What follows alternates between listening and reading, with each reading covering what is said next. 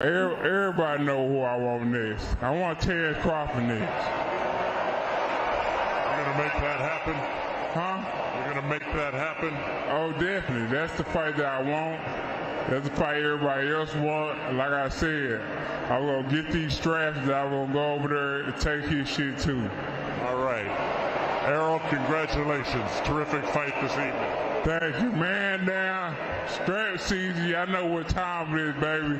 Terrence, I'm coming for that motherfucking belt. All right.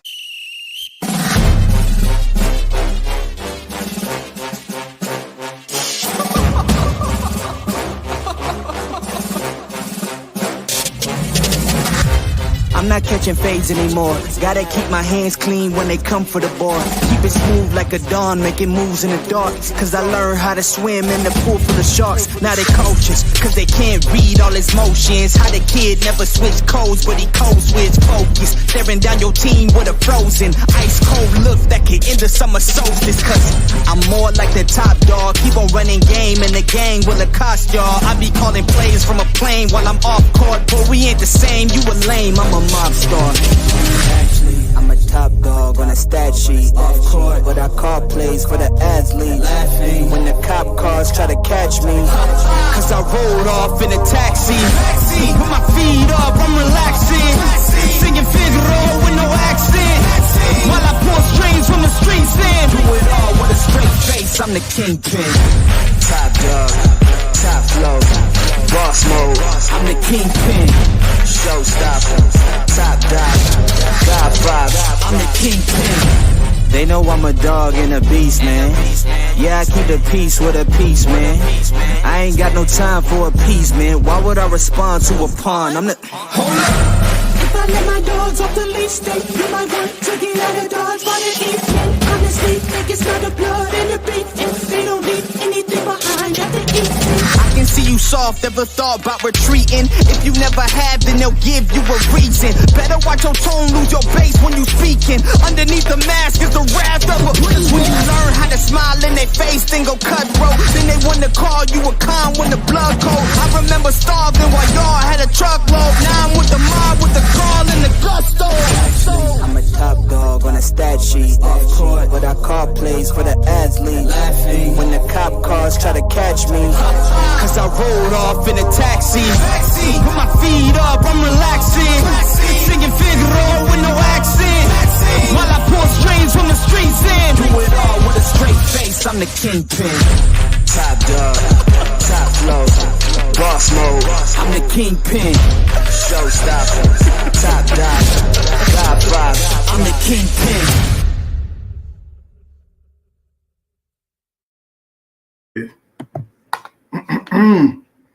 What's going on? What is going on? What's happening? I hope everybody had a great week. You know what I'm saying? My nigga, I just got back. You know what I'm saying? What's going on? Grease with Fire. What's going on? HBH and what's going on? Omega Red in the building. JV, what's happening, bro? Post game. What's going on, bro? What's happening with everybody? I hope everybody doing well out there, making some money, you know what I'm saying? So we can watch these fights, man. Man, did y'all watch that Adrien Broner fight? Man, that's like, man, Adrien Broner, should he retire, bro? Should he retire? Should he hang him up? I mean, he looked like crap, bro. You know what I'm saying? Against Bill Hutchinson. You know what I'm saying? Somebody who we do not know, a man that should not be a factor in any elite, you know what I'm saying, type of fight. And Adrien Broner couldn't put him away. You know what I'm saying? That's not the important thing. The important thing is, to me, about Adrien Broner is how he looked. He didn't look ready. What's going on, Renee Box Young? Y'all make sure y'all subscribe to Renee Box Young. And what's going on, TZ Frank, post game? What's going on? So the important thing was how he looked, bro. You know what I'm saying? He looked horrible, bro. You know what I'm saying?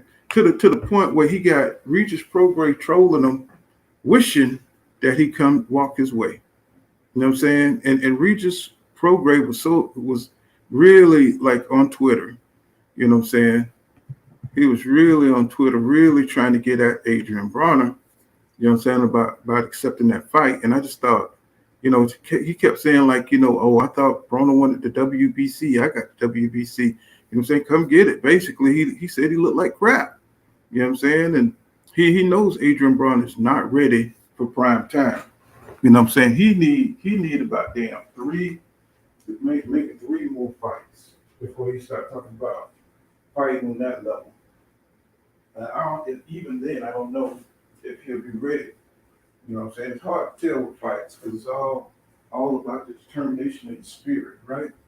So, but Adrien, man, he just looked, man, he just looked like he's coming out with the go. You know what I'm saying? I mean, his reflexes, the guy was hitting him. Well, he always did get hit, and he always could take a good punch. But from Bill Hutchinson, whoever it was, he was giving Adrien a little bit of work. But he just the good thing is that the guy didn't have no power, and I think the guy somebody with some power would have gave Adrien Broner all kind of trouble last night. You know what I'm saying? So could you imagine that version of Adrien Broner fighting somebody like a Madonna or somebody like a Batiste or somebody at the top? So he just needs to be quiet, rebuild himself. You know what I'm saying? Slowly to get back into the game. You know what I'm saying? Because right now, you know what I'm saying, he shouldn't be calling nobody at the top out. I mean, his combination punching, you know what I'm saying, in the first round was pretty good. You know what I'm saying? But then he just blew his whole entire load. And for the rest of the fight, you know what I'm saying, he just walking the man down, throwing one or two punches, and the dude was catching him in between punches. So it was just, ooh. He need about, that's what I'm saying. He need about 3. I think Rolly give him, can he even get down to 140 though, y'all? Can he even get down to 140? I'm just like, bro, I mean, then he came in at 147, and that was the heaviest he has ever been in his career when it came to fighting. So you know he's not going to compete at 147. I don't know if Adrien Broner got the will or determination to get down to 140. Even if he did, that would be bad for him. Because 140 division right now, we all know, that shit is popping, bro. You know, that shit is totally popping, man. I mean, right now, I don't think he could beat Rolly Romero. Because Rolly Romero be in some good-ass shape. And, you know, he got that helmet strength. He probably get goddamn AB up out of there. AB could take a good licking, but at this point in his career, he don't want to fuck with nobody at the top, in top shape. And his body looked like it looked like a daddy body. You know what I'm saying? He had a daddy body. You know what I'm saying? It looked like he had, you know, a BBL all across his chest and stomach. You know what I'm saying? So he gonna have to like really get serious because we all know you can't play boxing, man. You can't play it. You know, damn, I ain't even put my links up. Hold on. Yeah, you can't play boxing, bro. You know, and that's his problem, man. You know, he going from BLK Prime, he going from one janky promoter to another. You know what I'm saying? Don King got him this fight, which I'm happy for. You know what I'm saying? He can make some money. You know what I'm saying? And try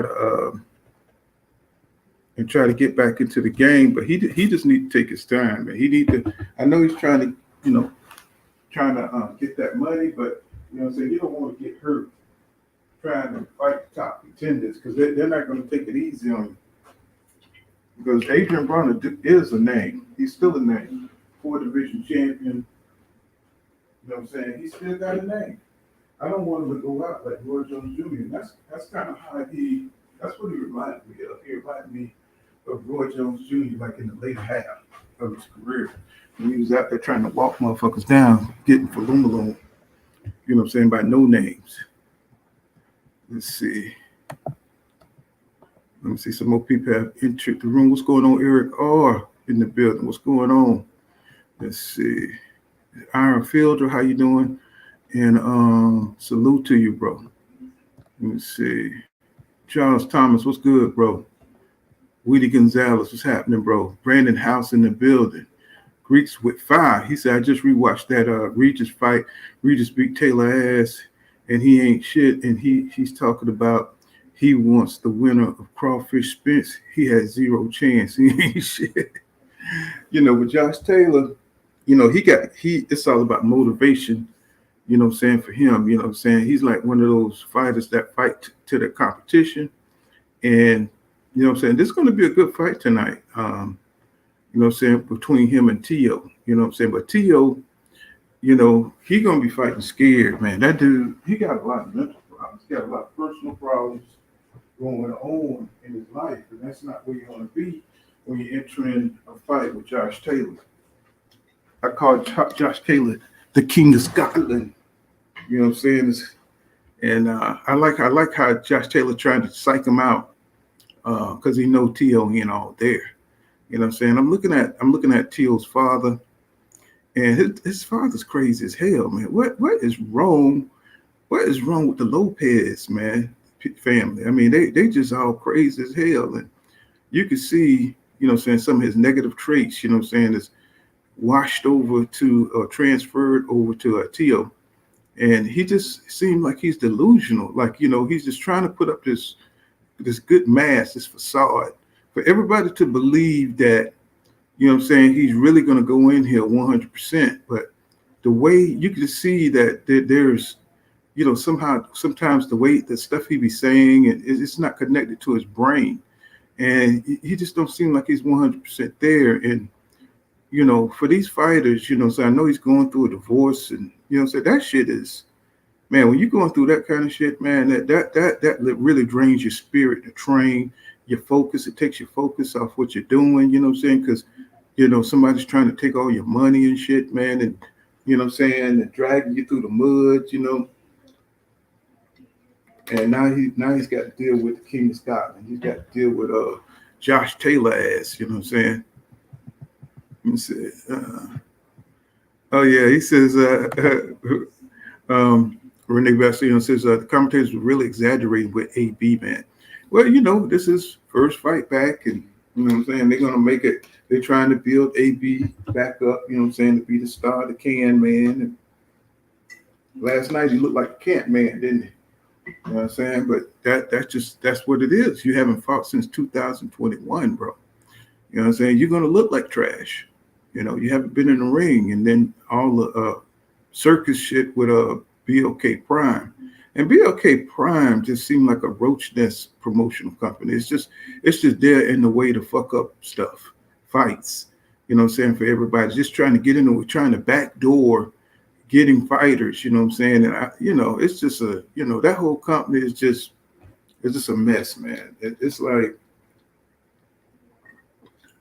I'm glad Adrien Broner got up out of there, you know what I'm saying? Because he could have got mixed up into some MTK type shit, you know what I'm saying? And his name, they're going to go for the biggest name attached to it. Crawford got his ass in and out, but he needs to stop playing around with that mafia bullshit, He says, what's going on, JV in the building? What's going on, Dub right side? Let me introduce y'all to Dub right side, you know what I'm saying?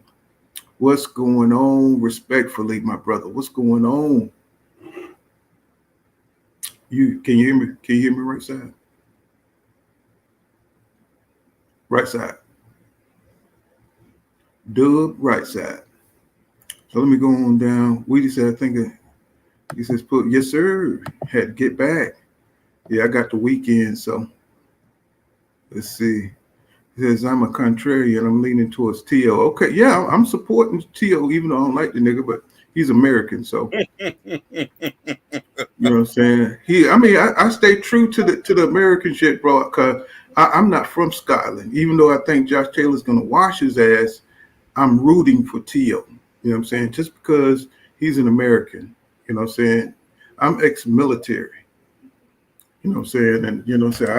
I root for America in all things, you know what I'm saying? We the greatest country, you know what I'm saying, that we was at one time, any goddamn way. Let's see. What Dub went? Let's see.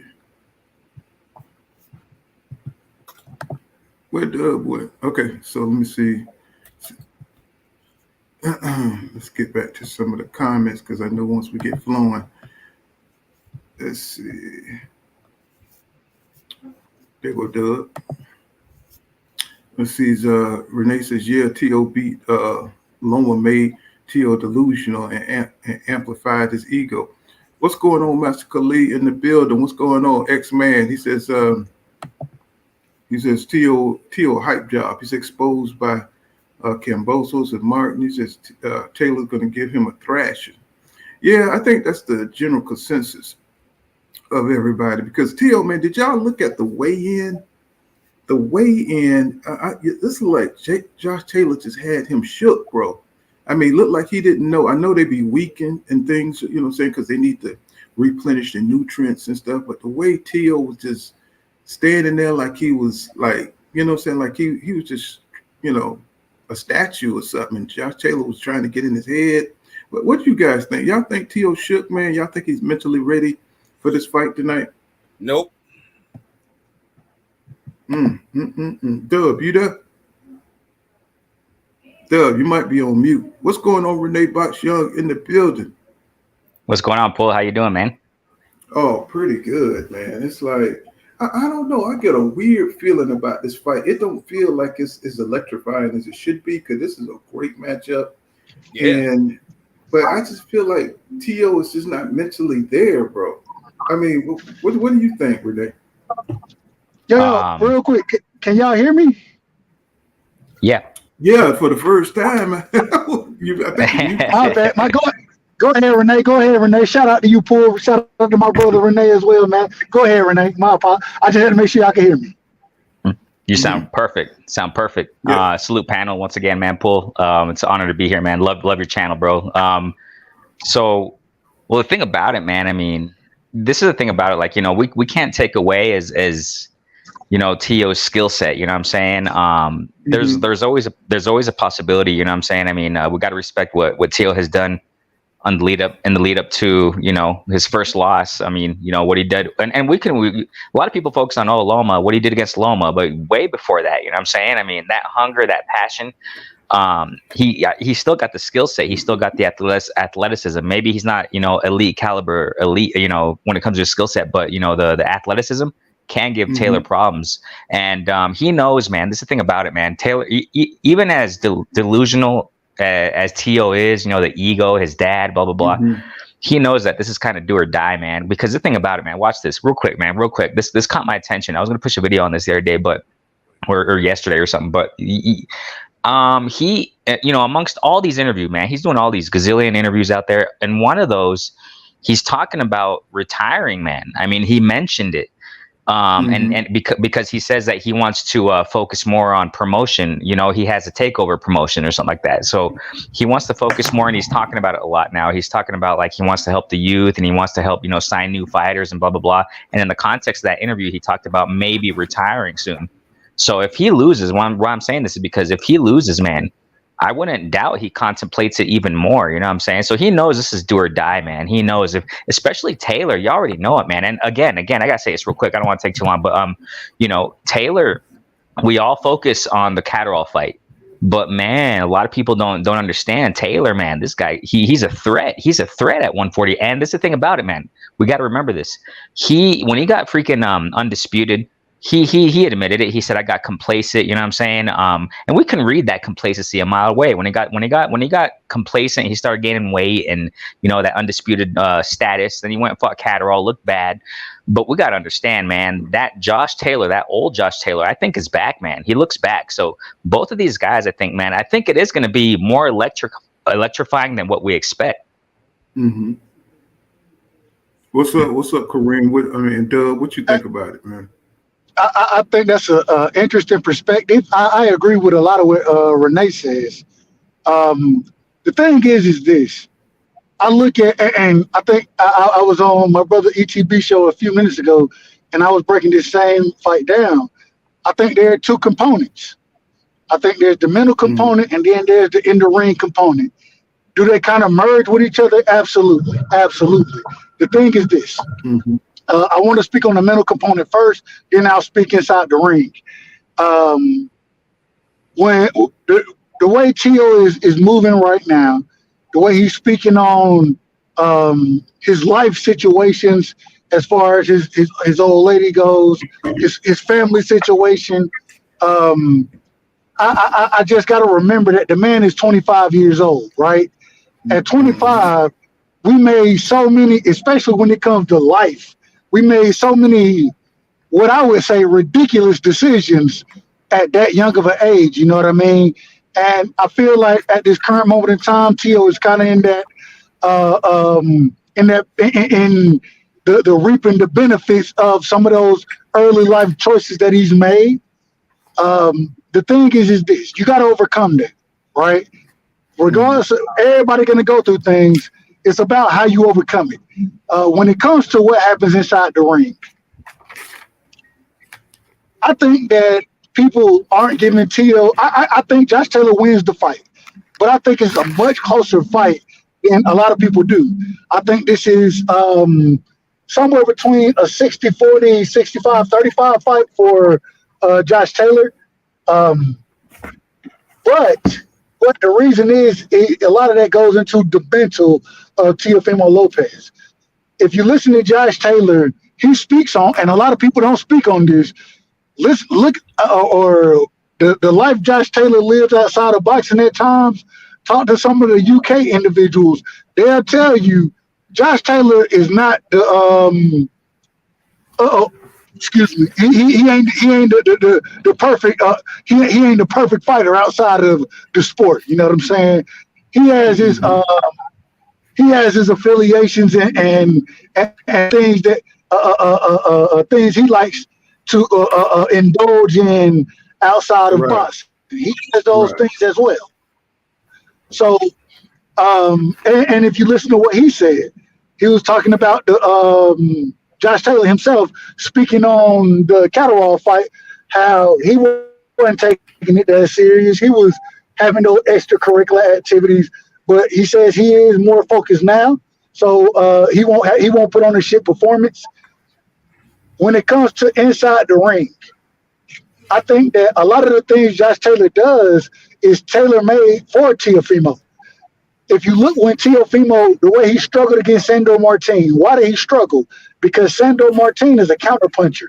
He's not going to initiate and start the fight the way Teo needs you to. Mm-hmm. When you come start the fight, Teo can counter your ass and make you pay. When Teo got to be the one to press and start the fight, that's where he really struggles at, because he lunges, he jumps, he loses his feet. When he got clipped in the second round, I don't think he was hurt against Martin. I just think that, hell, he came in off his goddamn feet and got caught with a check hook, and it put his ass down. I don't think he was truly hurt there. With Josh Taylor, he's not going to have to initiate, because Josh Taylor going to come forward and throw punches. You feel me? It's going to allow Teo to sit back and counter punch. My question is how does Teo power? How does Teo's power carry? We haven't really seen it carry the way that he would like it to against lower level competition. We know Josh Taylor got a chin, right? We done seen this man take punches from Regis, from Jose. What's his name? Oh, goddamn, I can't call his name right now. Oh shit! Not Zepeda. What's his name up there? Anyways, we done seen Josh Taylor carry the chin up there. You know what I'm saying? Jose Ramirez.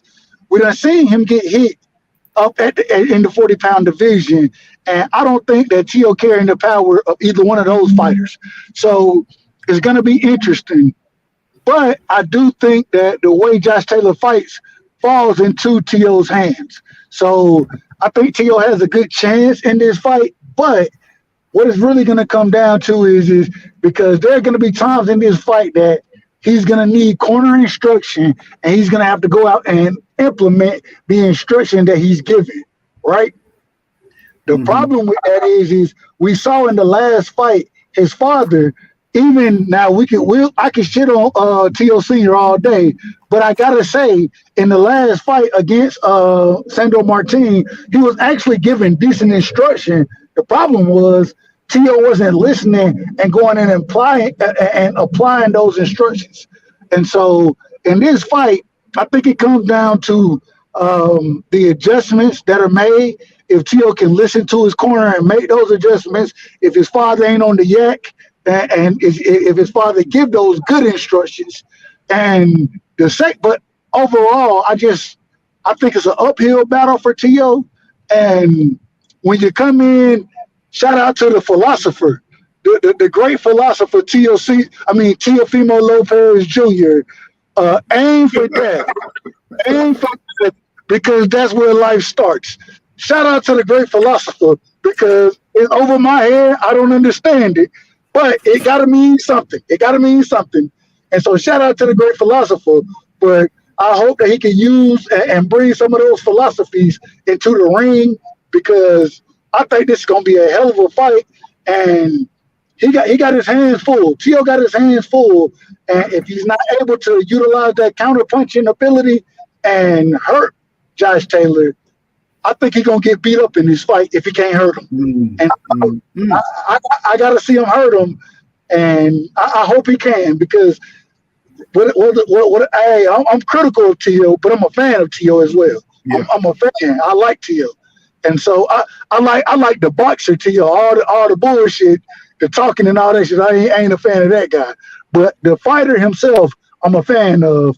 And I want to see him come in and have a good showing tonight. But it's going to be a dog fight, and he's going to have to make the adjustments. And to make those adjustments, he's going to have to listen to his corner. And I done seen him in fights not listen to his corner when he was actually getting decent instruction. And then I've also seen the corner not give him no fucking instruction. I hope. I mean, it's so many things that go into it, but I just think that Josh overall, right at this current moment in time, if I had to put money on it, I would have to put my money on Josh Taylor. But I do think that Tio has a decent chance to win this fight.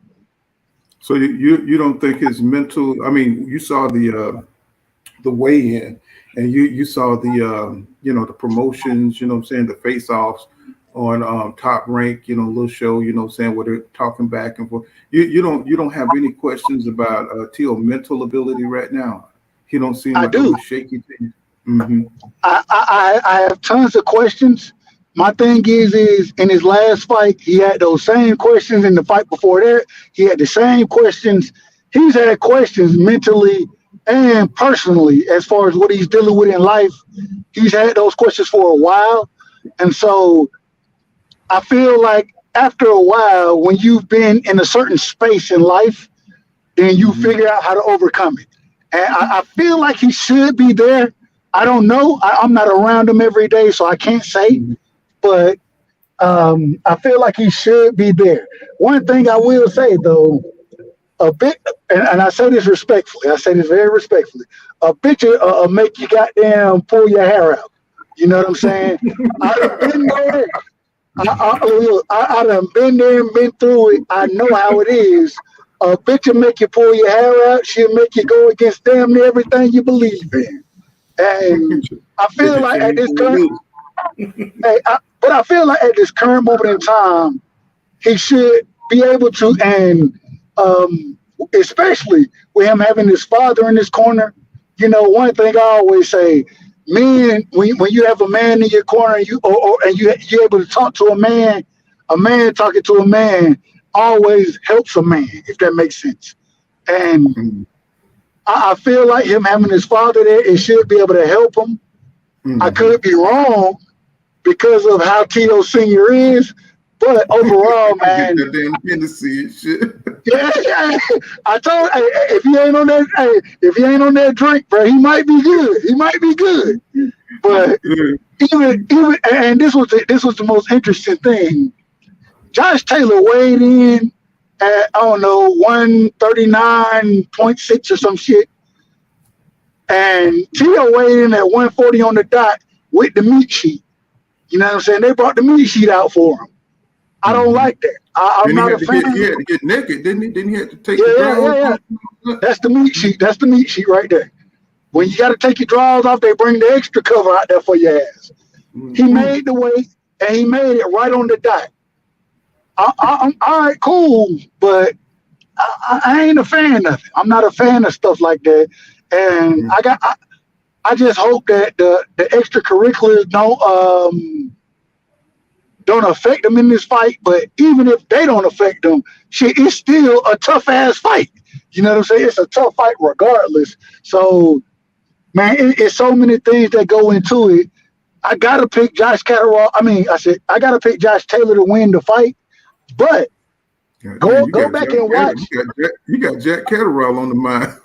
And this is the reason. This is the reason. I was gonna say this. Go back and watch that Jack Catterall fight. A lot of the success that Jack Catterall had, I think Tio can have.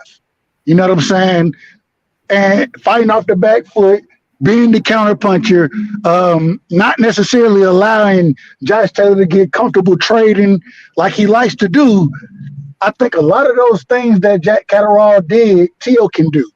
And so that's the reason that he was on my mind at the time. But I think that's possible. It's just I got to see it, and Tio got to make it happen. So it's an uphill battle, but I think he can do it. Well, the problem with Tio is, he can keep it up for a while, but once, like when Lomachenko, with the fight with Lomachenko, Lomachenko, he's not the type of fight that's going to take a punch to give a punch. What I'm saying? So, but when Lomachenko turned up on him, you could see Tio confidence kind of wane. You know what I'm saying? He was just kind of, like he was afraid, and you could see it in his eyes that he was worried that Lomachenko was going to break him down and win. And my thing is Josh Taylor is going to come out there and test his mental stability early. He's going to come out there and he's going to really put the offense on. He's going to put on the holding, the holding and hitting and the frustrating, moves on it, just to see where Tio's at mentally. And if Tio can't get Josh Taylor respect, it's going to be a stoppage. It's going to be a stoppage, I believe. And just from what I've seen from Tio, it just don't seem like he's all the way there. It don't seem like he's has his full fighting spirit in this fight. So it's like he's almost done. At the end of that fight with Sando Martin, he was questioning himself. Do I still have it? And I'm just wondering, is Josh Taylor going to break him in this fight? So are we going to see a young fighter, ruined tonight? Because Josh Taylor, he really wants to do Tio dirty, and and I don't know what it is about Tio, but he has this way of getting under people's skin with that fake persona, that fake confidence that he always putting out there. We the takeover. That's what we do. And it's just like a lame Latin Vanilla Ice or some kind of shit going on, and it just kind of gets this kind of you don't want to hear the commercial from a fighter. You don't want to hear a commercial. Hey, real quick, Pool, man. I apologize. I got to rock, man. I'm going to catch my partner. I'm trying to catch him early for his bachelor party and shit. I told him, I was like, bro, I'm coming through. I ain't staying all night like you want me to, but I'm going to come through. So I'm going to catch y'all a little later, but goddamn, man, much love, my brother. You know what it is. Oh, no problem, man. Y'all subscribe to Dub Right Side respectfully, and y'all know how to get down. Always 100 with it. You know what I'm saying? Great channel, man. One of the better boxing channels that we have. Now let's go to Kareem. What's going on, Kareem? What you got on? What's up, Paul? I watched a couple of those interviews they had together, and he needs to stop telling his life story and stop whining. Josh is looking real mean. He's sitting over there on the other side, looking at this guy like he's fake, and he's sitting there going for like he's about to start to cry. It's just crazy. I like the guy, but he needs to cut it out. He needs to cut it out with the whining and talking about his life and all that. I mean, leave all that stuff at home, and when you come to the show, put a show on WWE style. Stop acting like that. But Josh is over there looking real mean, and that's the reason why I'm going with him. I mean, because I'm seeing Tio's his attitude towards this, and he don't realize Josh over there is serious as all hell. Pick up on that man's tone when he's talking to you. I mean, they're in the same room. They're in the same room, so you would think he'd be able to say, okay, I need to be up on my game, but I don't know. I can't tell. I watched a couple of his training videos, and it doesn't look like he's all the way there. Like you're saying, like something's going on with him, and he can't get his head around it.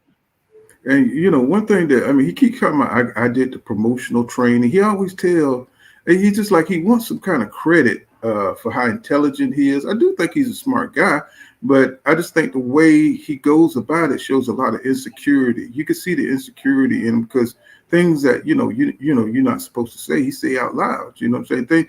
Things that other people are supposed to say about you, he say about himself.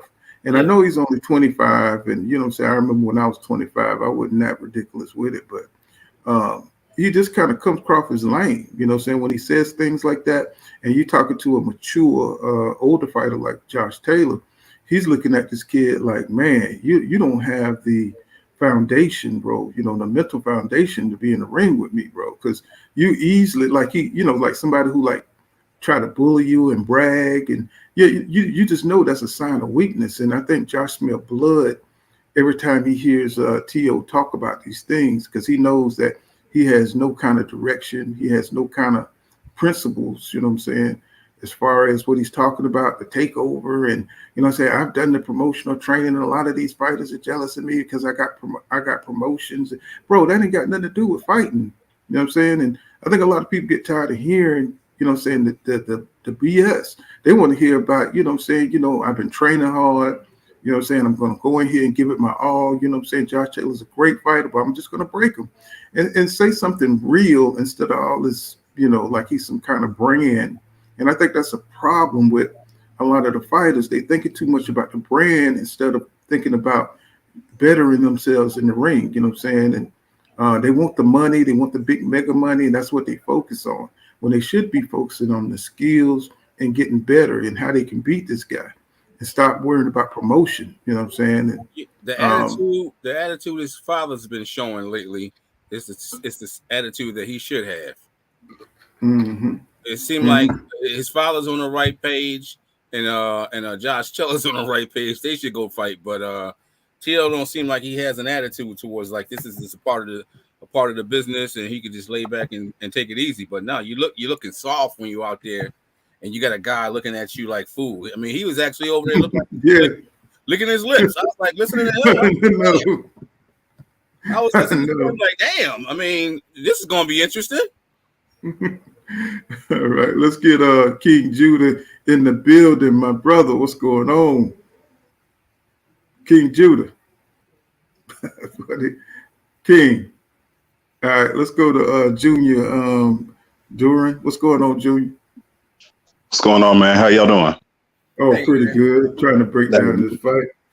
Mm-hmm. Well, let me tell you, I know I've been listening to you for a little bit, Pool, and I know you said that you wanted T.O. to win, going with the American fighter.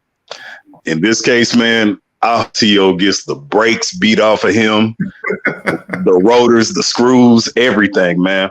And I'm going to tell you, the writing's been on the wall with this dude for a long time. I don't know if you remember before he fought Lomachenko. Yeah, he won the fight. And I ain't even going to lie. I lost money on T.O. winning that fight, right? But I was looking at that buildup. I don't know if you remember on ESPN on that special, this dude was crying and he was doing all that stuff then on that special, right? And look, luckily that, he had the physical advantages and he showed up. He showed his ass against Lomachenko. So I can't hate on him for that. But now you see like those mental problems. And I think he was talking about his wife and all that stuff then. That's still affecting him. And then, what his dad kind of reminds me of too is, that father who's been tough.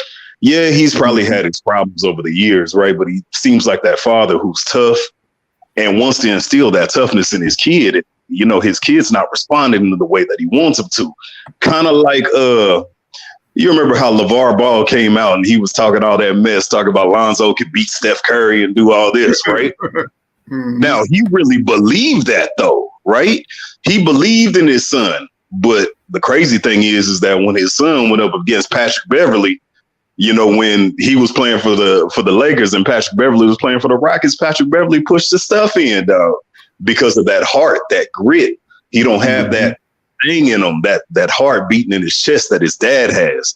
So it kind of seems like that. And that's where it seems like that conflict between son and father is. But at the same time, I'm going to tell you, T.O.'s a confidence fighter. And you can tell when things are well, you know, say he goes out second round, bow. Like Mike Tyson. Yeah. You know, if he body rocks you early, it might be a long night for you. Because now, you know, you over here, you thinking about his power and the feints and all of that. Look, T.O. can fight. But I'm going to tell you, though, man, if you look at Josh Taylor throughout this buildup, and he's actually been like that. He was like this with Catterall, too. Man, Josh Taylor, he's kind of like a bully, man. Like, you know, just the way he stares at people and, you know, doing all that. Dude is square business, man. Like, he's not really about all this, you know, like y'all were talking about promotion and pomp and the circumstance and all that. He's coming over. He's coming to New York. And it seems like he wants to take T.O.'s heart. Like, he wants to show people how soft T.O. is. And I think it's the wrong type of, And you know what? I think Josh Taylor is the wrong type of fighter to be going in there when you're going through some stuff, right? Because Josh Taylor seems like he one of them cats he's gonna snuff it out and poke at it, right? And so I don't know.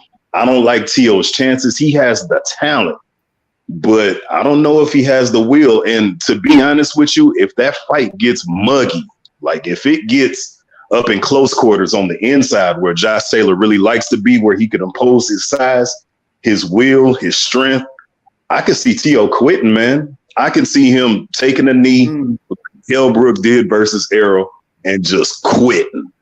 And I know somebody else on the panel was actually talking about him retiring and doing all this. I don't know about that, but I can see a very long layoff after this fight, especially if this is his next fight with Top Rank. So we gonna have to see how this goes, but I don't like his chances, man. I don't like the way he talking. It really doesn't translate into the ring directly, but it can indirectly. So that's what I got with it. Wow. Man, good breakdown. What's up, King? King Judah, you in the building?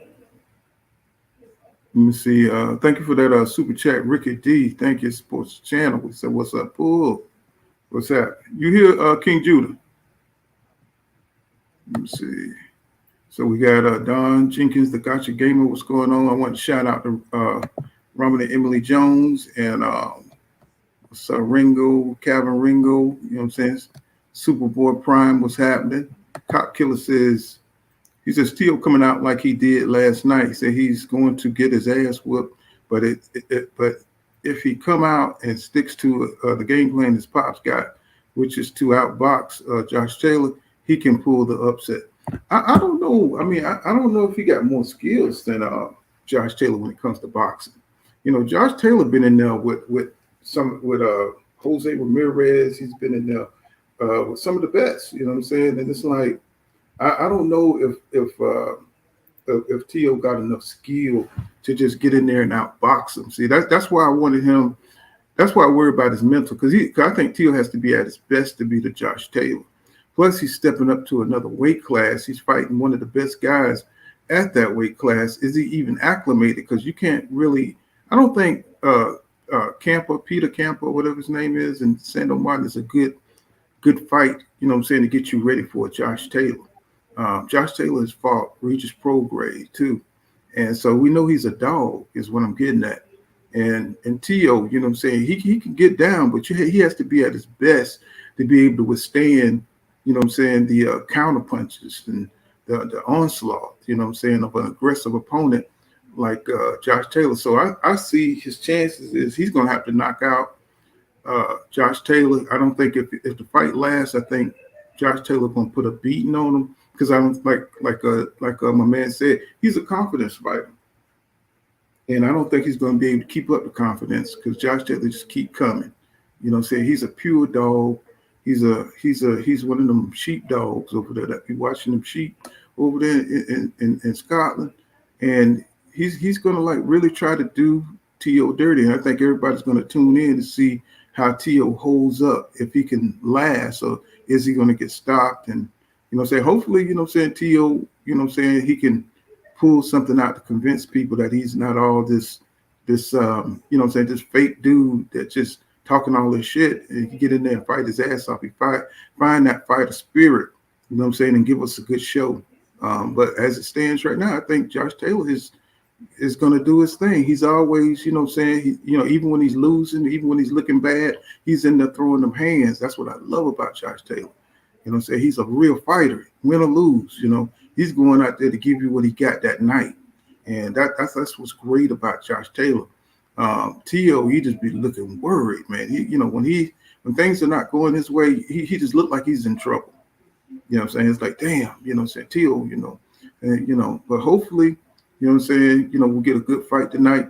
And let's go to let me ask you a question. What did you think about that Adrien Broner fight, Junior? Man, Broner looked horrible, man. You know what he looked like?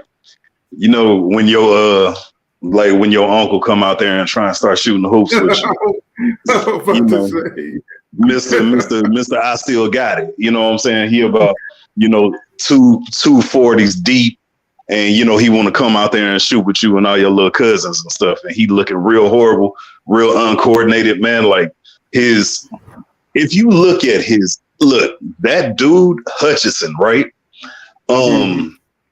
Man, Adrien Broner at 135 would have stopped that dude. I mean, this fight was at 147. Broner looked, how like his body looked all smooth, like no cut, no depth, nothing, man. He got a damn body. Yeah, that's what had that baby's daddy body, man. And he just didn't look, sharp. And it looked like he was kind of trying to, maybe around round 6 or 7, he was kind of trying to pick up the pace. But, it's... You kind of cut out, Junior. You still there? You still there? So let's go to King Judah. You back? Yeah. What's going on, brother? Yeah. So what do you think about T.O. in this fight going down? What do you think T.O. got a chance? Yeah, dudes like. I think this it for T.O., bro. I think Josh Taylor gonna beat him back. I ain't never heard Josh Taylor talk shit to somebody the way he talking shit to Teofimo Lopez right now. Yeah, right. What I'm saying? Like, I ain't never seen that before. I ain't even know he had it in him, But he don't like T.O., bro, and I think he the more skilled fighter. I think it's gonna get ugly for T.O., and I'm gonna tell you why. Bro, I'm one person that got the best breakdown of Teofimo Lopez is Blue Blood Sports TV, bro. What he said is like spot on, bro. T.O.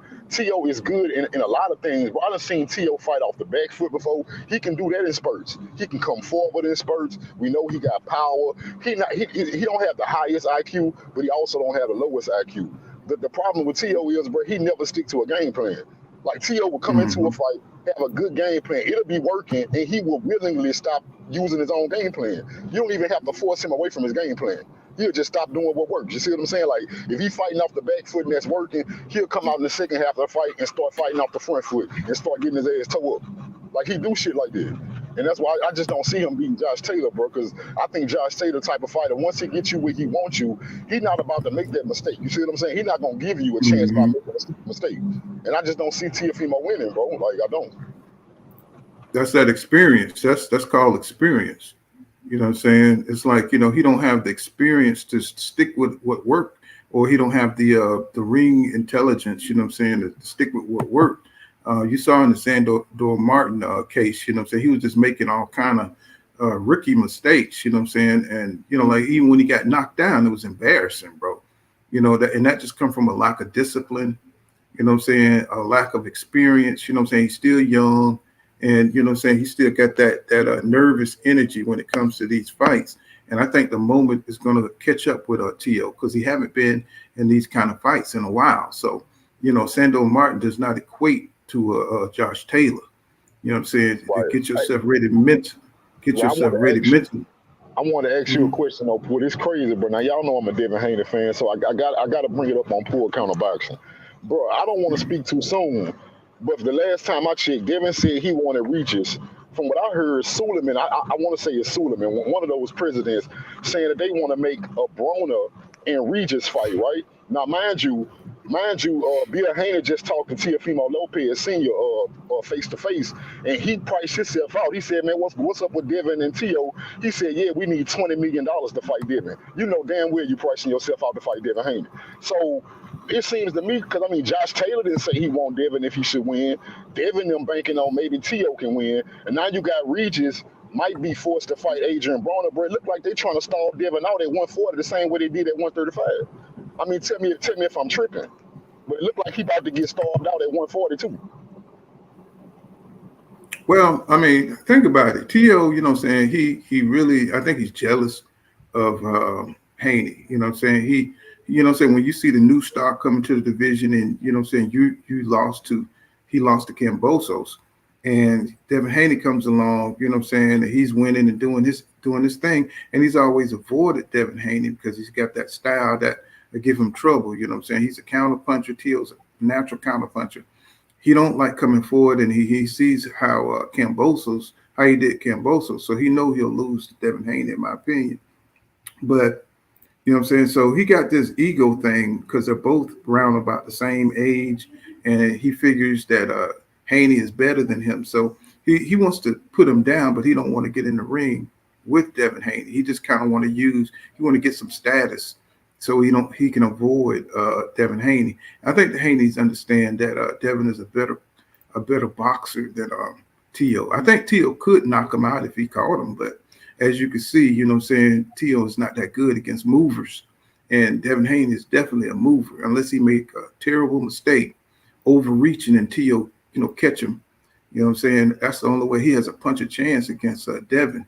I think Devin just got a better mental discipline than Tio. I think he has more confidence than Tio, and I think that would win him the fight in a fight with Tio. And I think they all see that. I think the Haney see that, and I think they don't want no part of Devin. You know what I'm saying? But they just want to, you know what I'm saying, they want to use the media and all kind of conspiracy theories, you know what I'm saying, to throw shade on Devin Haney. You know what I'm saying, for all the good it's going to do him. You know what I'm saying? You know, I mean, they could do what they do, but Devin, you know what I'm saying, he's going to go on his path, and Tio's going to go on his path. I don't think Tio ever fight Devin Haney, because I think it's just too much pride and ego. And if he ever lost to Haney, I think that would be the end of his career. You know what I'm saying? Because he really has that pride thing when it comes to Devin Haney. You know what I'm saying? I don't know what's that about. I don't know if it's about racism, or I don't know what's that about. You know what I'm saying? But he's really got a pride thing when it comes to Devin Haney. I don't think he'll ever share the ring with him. $20 million, shit. He can't make $20 million fighting Josh Taylor. What do you think? What do you think? He really not going to make that kind of money. You know what I'm saying? You know, fighting Devin Haney. That's just ridiculous.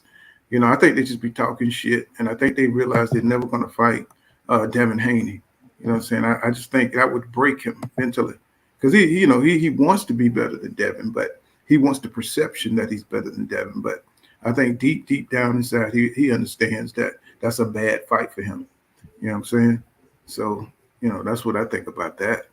You know, what do you thought about that? Did you see the Adrien Broner fight, King Judah? Did you see the Adrien Broner fight? King, he must be doing something.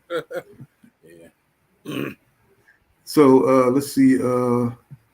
Let's get to some of the comments. I don't know how to say your name. Ball Out Mix Take Fire. He says Tio head not in the fight, not in the right place. He said he's called his dad the B word on ESPN. Yeah, I heard that. I was like, man, like what's going on there? Woody Gonzalez he says laugh out loud. He said, what happened in the Catterall fight then? He says Catterall wouldn't survive across the pond. And let's see, Cooking with Frank says, he says Tio ain't going to become a man till he beats up his dad. Laugh out loud. And, you know, but we see that all the time with these fighter sons, you know, relationship. You saw it with Mayweather and his father, which was real nasty. You know what I'm saying? You saw it with Roy Jones Jr. and his daddy. You know what I'm saying? At some point in time, you know what I'm saying, these strong father figures, or you see it with Danny Garcia and his dad, you know, they got to move out the way. You know what I'm saying? They got to get out the way. I mean, they want to be, you know, they try to live vicariously through their you know, the celebrity sons, you know, and they sometimes they're just doing a little bit too much. You know, one thing, you know, Devin's father, Bill Haney, you know, say even though he's outspoken, that's because Devin is so soft spoken. You know what I'm saying? And, you know, he comes to the defensive. So I think that's kind of like a perfect blend. But I think even with that relationship, it's going to come to a point where, you know, Devin going to want to get from under the shadow of his dad. You know what I'm saying? And you can see it. He's starting to come out more with his own personality, even though a lot of people don't like it, and wearing jewelry and shit like that. And, you know, kind of have more of a hard edge look. But, you know what I'm saying? You know, these father-sons relationships in boxing, it could be helpful and it could be detrimental, you know what I'm saying, to the boxer themselves. T.O. dad, he be selling these tickets his sons can't cash. And then his son, you know, say he jumps on the bandwagon and try to put 10 on 50.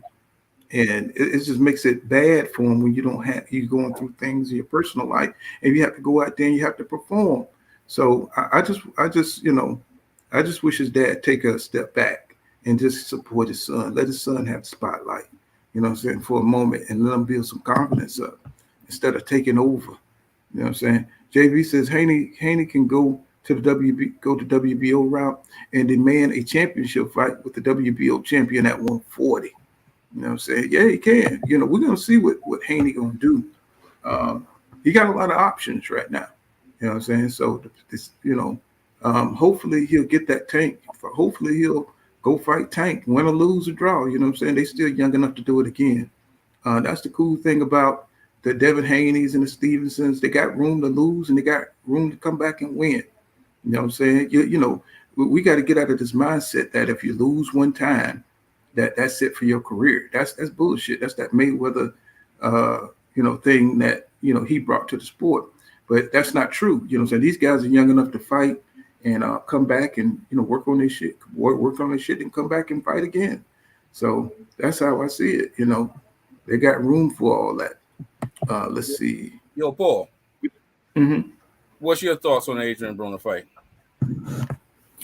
Well, I thought Adrien Broner, you know, I think he should retire, bro.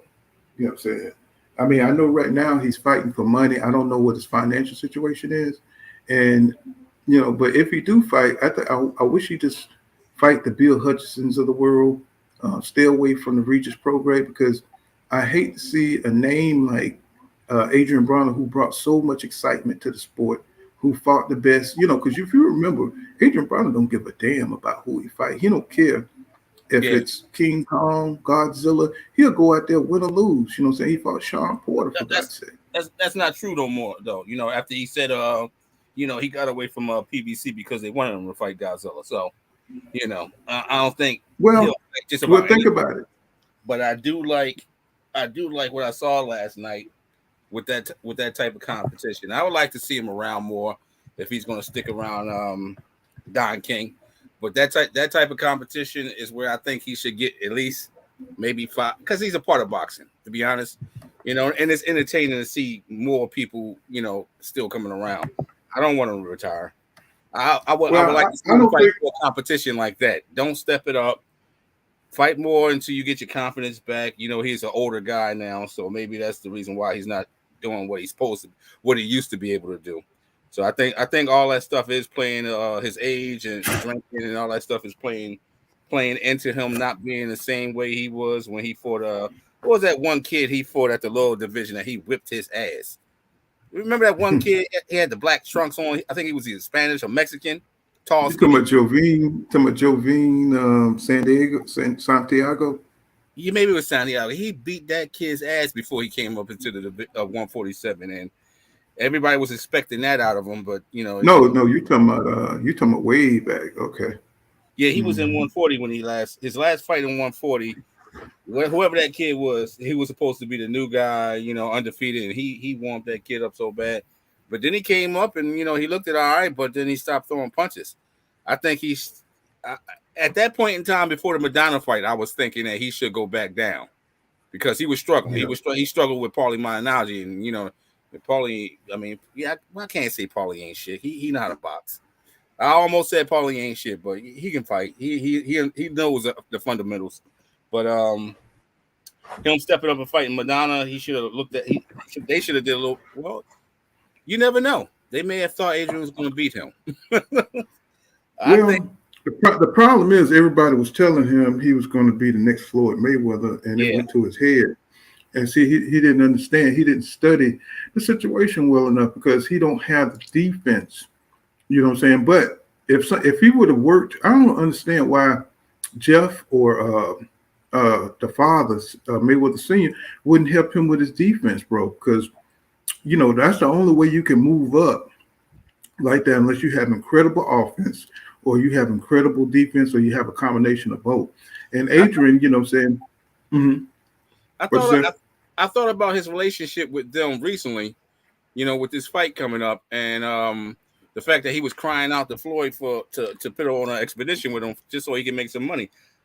I think that when he started hanging around them, his attitude and the way he was acting, like, you know how they say Floyd is on television and in the media, Floyd ain't really that way.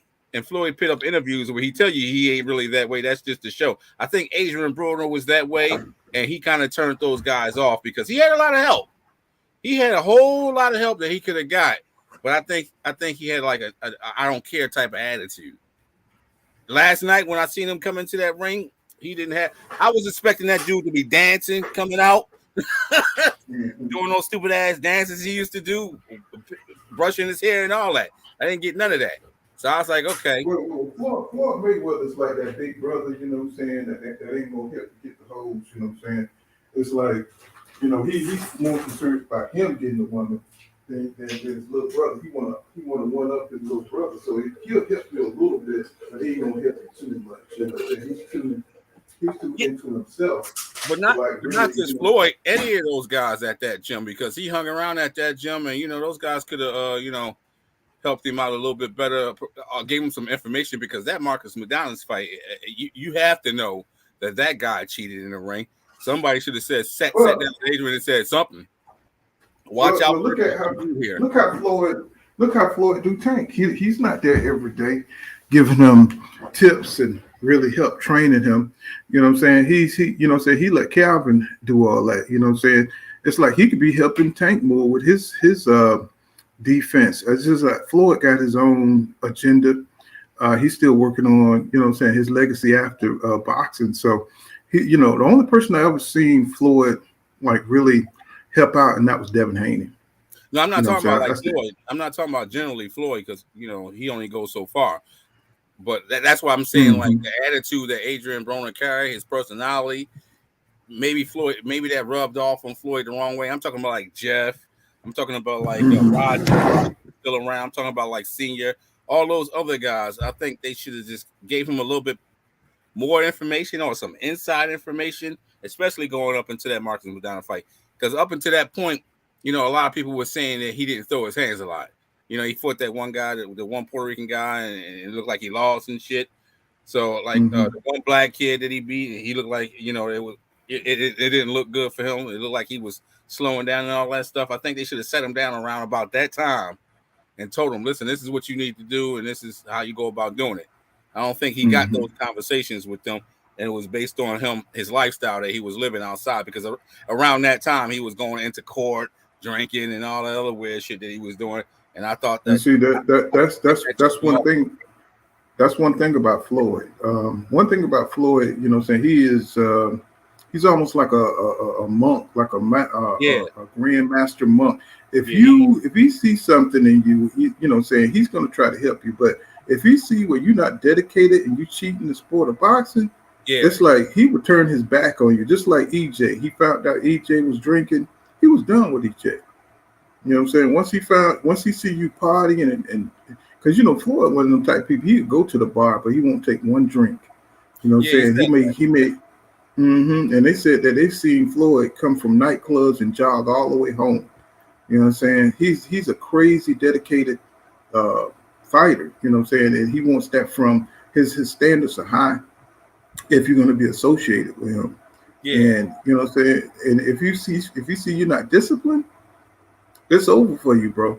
It's over for you. And I think Devin Haney, he sees that in Shakur Stevenson. He sees that in those kind of guys that's totally dedicated themselves to the sport like he had. Because let's keep it real. Floyd is different.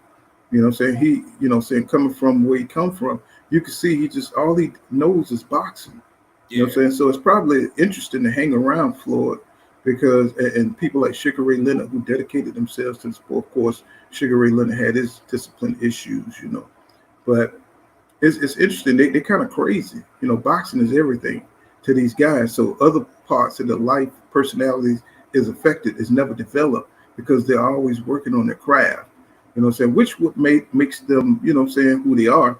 But you can't expect other people to have the dedication that on the level that you have. That nigga is like 36 chambers with the shit. He's totally, when it comes to boxing, he is just totally dedicated. And he wants that out of Adrien Broner. He couldn't give it to him.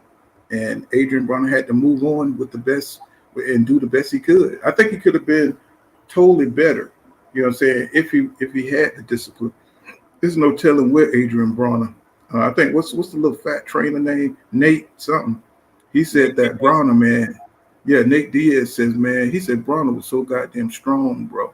They said he's so goddamn good that his potential at that time was so damn good. He said he think he could have went to the top. He said it's just that other part, that discipline. Drinking, being out in the streets, wanting to be the number one nigga. With the Jerry curl dancing and shit. I couldn't. It's all about the billions, And that just broke him down. I had a heart attack when I found out he was rapping. I was like, it's crazy. I think that speaks to his people that he had around him, like his trainers and anybody he had advising him. Because I'm pretty sure I heard the story that he gave about Al trying to direct him away from that and helping him out, holding on to his money and stuff. So I think it was the people that he had around him still, and he still didn't discipline himself.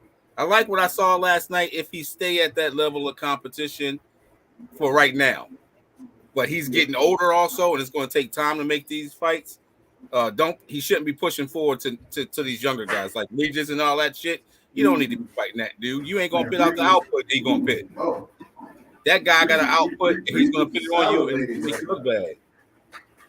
Regis is salivating right now. He's like, oh yeah, I need this fight. Yeah, because he know how he gonna come out. Well, think about it. That's how it's like Mikey Garcia fighting Errol Spence Jr. You know what I'm saying? It's like, but hopefully Don King will sit him down and put him on the right and tell him this is how we're gonna do this. Hopefully he's listening to Don. Maybe with him being back Don, Don don't give a damn. Don is just like looking at the build up. He's trying to put him in there so he can build his name back up so he can get knocked down so he can get a big mega fight. You know how Don do it. Yeah, they walk out with the winner. Don will walk out in the middle of the ring. You know what I'm saying? He'll go put his arm around the damn winner and try to sign him. That's how Don get down. I like to hear from him in like the next couple of months to see what he's talking about then. Because they posted a picture today of him and all his money on the table. So I like to hear what he's going to say about what he planned on doing with himself. If he stay on this path and he look good and clean, like if he come back maybe a couple of months from now and he got a 6-pack and he looking like he healthy and everything. Because last night he looked at a little bit not rusty because he still could throw his hands if it's somebody that's in front of him that's not not on his level, but like his body looks a little bit different because he looked at a little fat. He didn't have he wasn't too in shape. His arms was really big. So if he come back and he look a little bit more slimmed down and a little bit more toned up, I have a better opinion on him then. Adrien Broner reminds me. He reminds me like of them niggas that come to the basketball court and be drinking 40s. Yeah. You know what I'm saying? Before they start playing. And you can just smell the liquor coming out their damn pores, you know what I'm saying? And he probably drank a damn 40 before he fought that damn dude, knowing Adrien Broner. He needs to say what?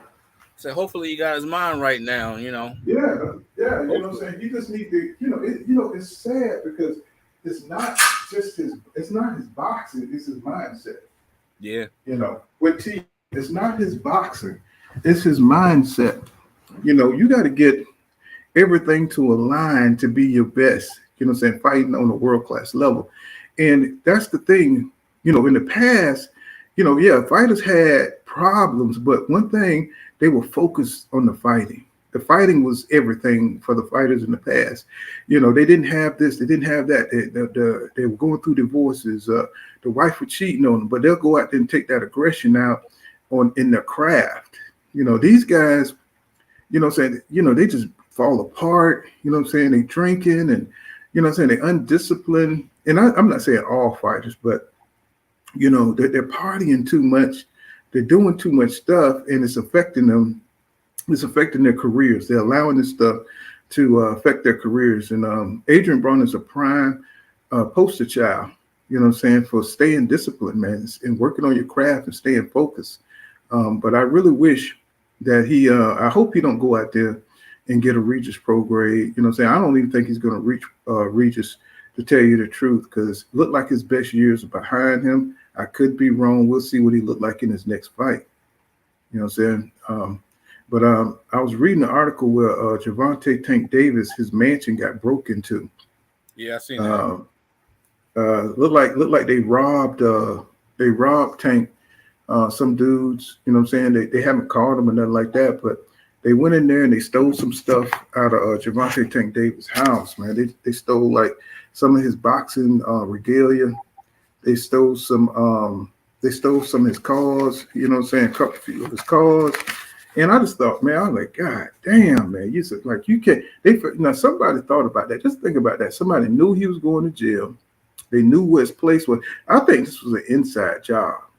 You know what I'm saying? Because you just don't go rob a mansion. You know what I'm saying? You don't just go, you know what I'm saying? Somebody had to know some inside information, you know what I'm saying, for that to play out. You know, and I just thought that was real sad, man, that a man, you know what I'm saying, in jail just a few months, you know what I'm saying? It's like, you know, so that tells me that somebody who knew the layout, somebody had to plan that and say, you know, man, that nigga in jail, he ain't messing with nobody that's gonna look at his place. You know what I'm saying? He should have had somebody house sit or something. You know what I'm saying? To you know, to have that kind of money. But once you got money like that, people don't think, you know what I'm saying, that people would run up on you, run up in there and try to take what you got. You know what I'm saying? And I just think that's reprehensible, man, that this man got robbed while he in jail for a few days. Ain't even been in there a good 2 weeks. You know what I'm saying? And they already trying to take his shit, man.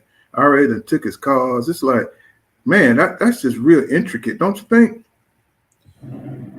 Yeah. Like, I think that where he's staying at. Where was that house located at? I didn't get all the news on it. I just seen it. It was in Florida. I didn't write down that. Yeah, it's in Florida, mansion in Florida. All right, so yeah, he might have got hit by some people that he didn't know and seen the news, and they might have took a shot at it. I wouldn't think like the people that he give his keys to will run up in there. You said he took cars? Mm-hmm. Took some of his collectible. He got like several.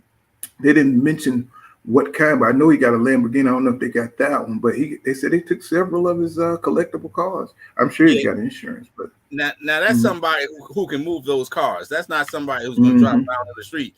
The regular old niggas ain't taking those cars and move. They drop them around. There's somebody that knew him. There's somebody who knew how he moved. So there's somebody who knew. It was somebody maybe in the security section of how he operate, maybe. Somebody with connections there, because a lot of those guys that's dealing in security, they got cross-seas connection with all these different like Europeans and Middle Easterns and stuff like that. And Middle Easterns, you know how they love the fancy cars and stuff like that. So a car collection, that's not some old random dude he didn't bought with him from Baltimore. That's somebody that may have been on the security side, or somebody that was looking in, a friend that was looking in on the outside of somebody that may have been in his security detail. That's not no random. And you know, them Baltimore, some of the. I thought it was like watches and everything like that. I didn't know it was cars. They took a collectible cars out of his house. That's But think about it. You know, those cars come with, it ain't like regular shit. You know, it's like you got to have those special code breakers, you know, to open the doors. You know what I'm saying? Because it got like all that electronic shit. You know what I'm saying? To get inside, you got to have shit to turn it on. I don't know if they knew where the keys were or what the details are, but I know those exotic, expensive collectibles, you know what I'm saying? You got to know something about them. You know what I'm saying? You can't just be a random, can't be a random car thief. That's like that episode in The Sopranos where they took all those high celebrities and high judges and everything and took their cars. So that's why I said it was an inside job. You know, I know Floyd brought him one or two of those cars too. You know what I'm saying? So yeah, man, you know, yeah, they robbing Tank Davis, bro. It's like, damn. You know what I'm saying? It's just crazy, man. It's just hard to believe, you know, like, wow. You know, to run up in a mansion, you know, and I'm surprised that, you know, usually those areas are highly secured with police. Okay. Yeah, that's another thing too. The security guard to whatever property that he live on, he may live in a gated property, and you gotta go past the guards to get in there. They should be looking at him also, probably.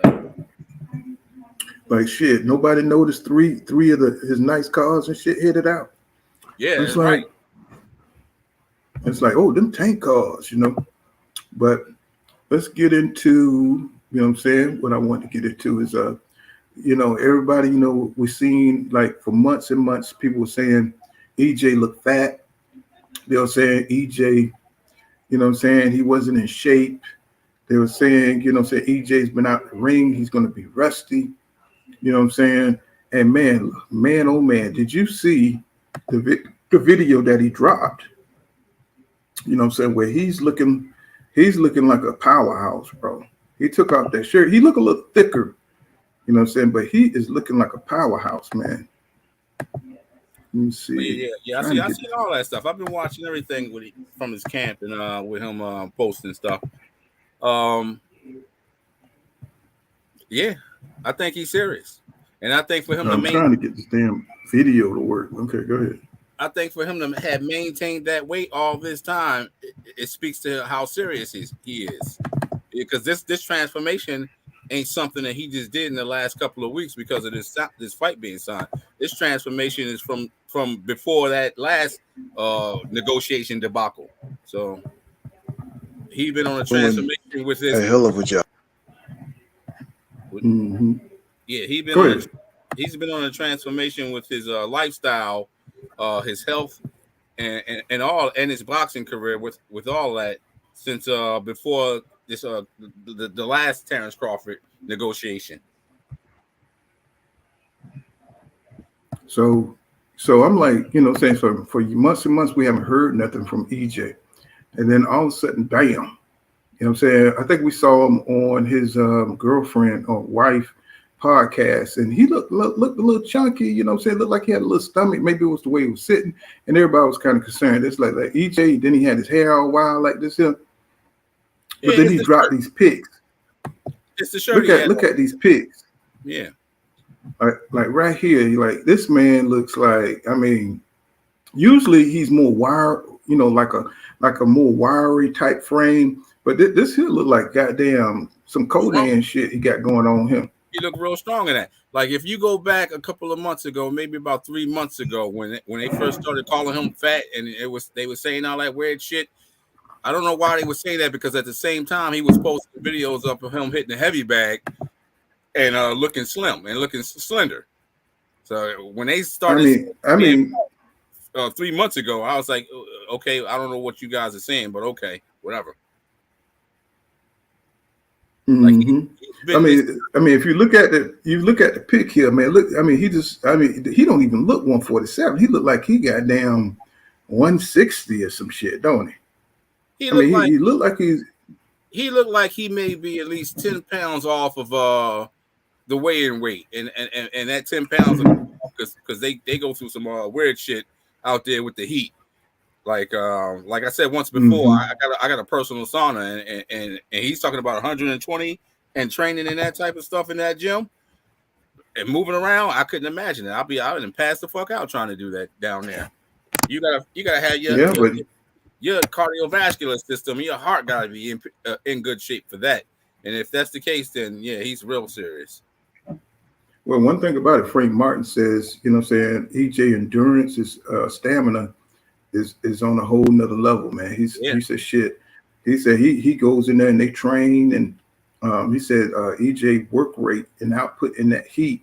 He said he could do it day after day after day. He said he comes in the next day, he can't put in the same kind of work rate, and he's at 135. And you know, small guys, they could throw them hands. You know what I'm saying? Especially when you know, if you heavy, you know what I'm saying, you throw 4 or 5 punches, nigga, you be tired of hell. You know what I'm saying? But Frank Martin says, man, his determination, his work ethic in the gym is on a whole nother level. And man, when I saw you know, his size, and I saw, you know what I'm saying, what he's doing, I was like, damn, you know, I said, I knew he was going to come out. I knew he was going to come out and like really surprise people, because, you know, EJ, he kind of got that dramatic flair, you know what I'm saying? He not in his the way he speak, but in the way he like to do things, you know what I'm saying? When he came out with the Manny Pacquiao fight, everybody was like, what the hell? When he came out with the Ugas fight, you know what I'm saying? Everybody like, what the hell? So he liked to come out and shock people a little bit, you know what I'm saying, and give them what they want. And man, he's that whole entire time when Terrence Crawford was you know, doing his thing with David Avenesian, this guy was doing this. This is what he's been working on. And to me, it says something. It says that he's going to go in there and he's going to try to bulldoze Bud Crawford. He's going to try to walk him down and put that wrecking ball body on him. You know what I'm saying? And really dominate Bud Crawford. That's what this body is telling me. What about you? That interview that he gave the other day, where he said that after this fight he's moving up to 154 to take on that challenge. You notice that he said he left it on Crawford if he wanted a rematch. I just noticed that the way he worded that is like, I'm gonna beat this guy so bad that it's gonna be up to him if he wants this rematch. Oh, you don't want that smoke. Yeah, he got that. He dang. Peace, y'all. Peace. What's going on, DJ Black Charm in the building? And what's up, JB Sports? What's going on, bro? Yeah, man. To answer your question, go ahead. My bad.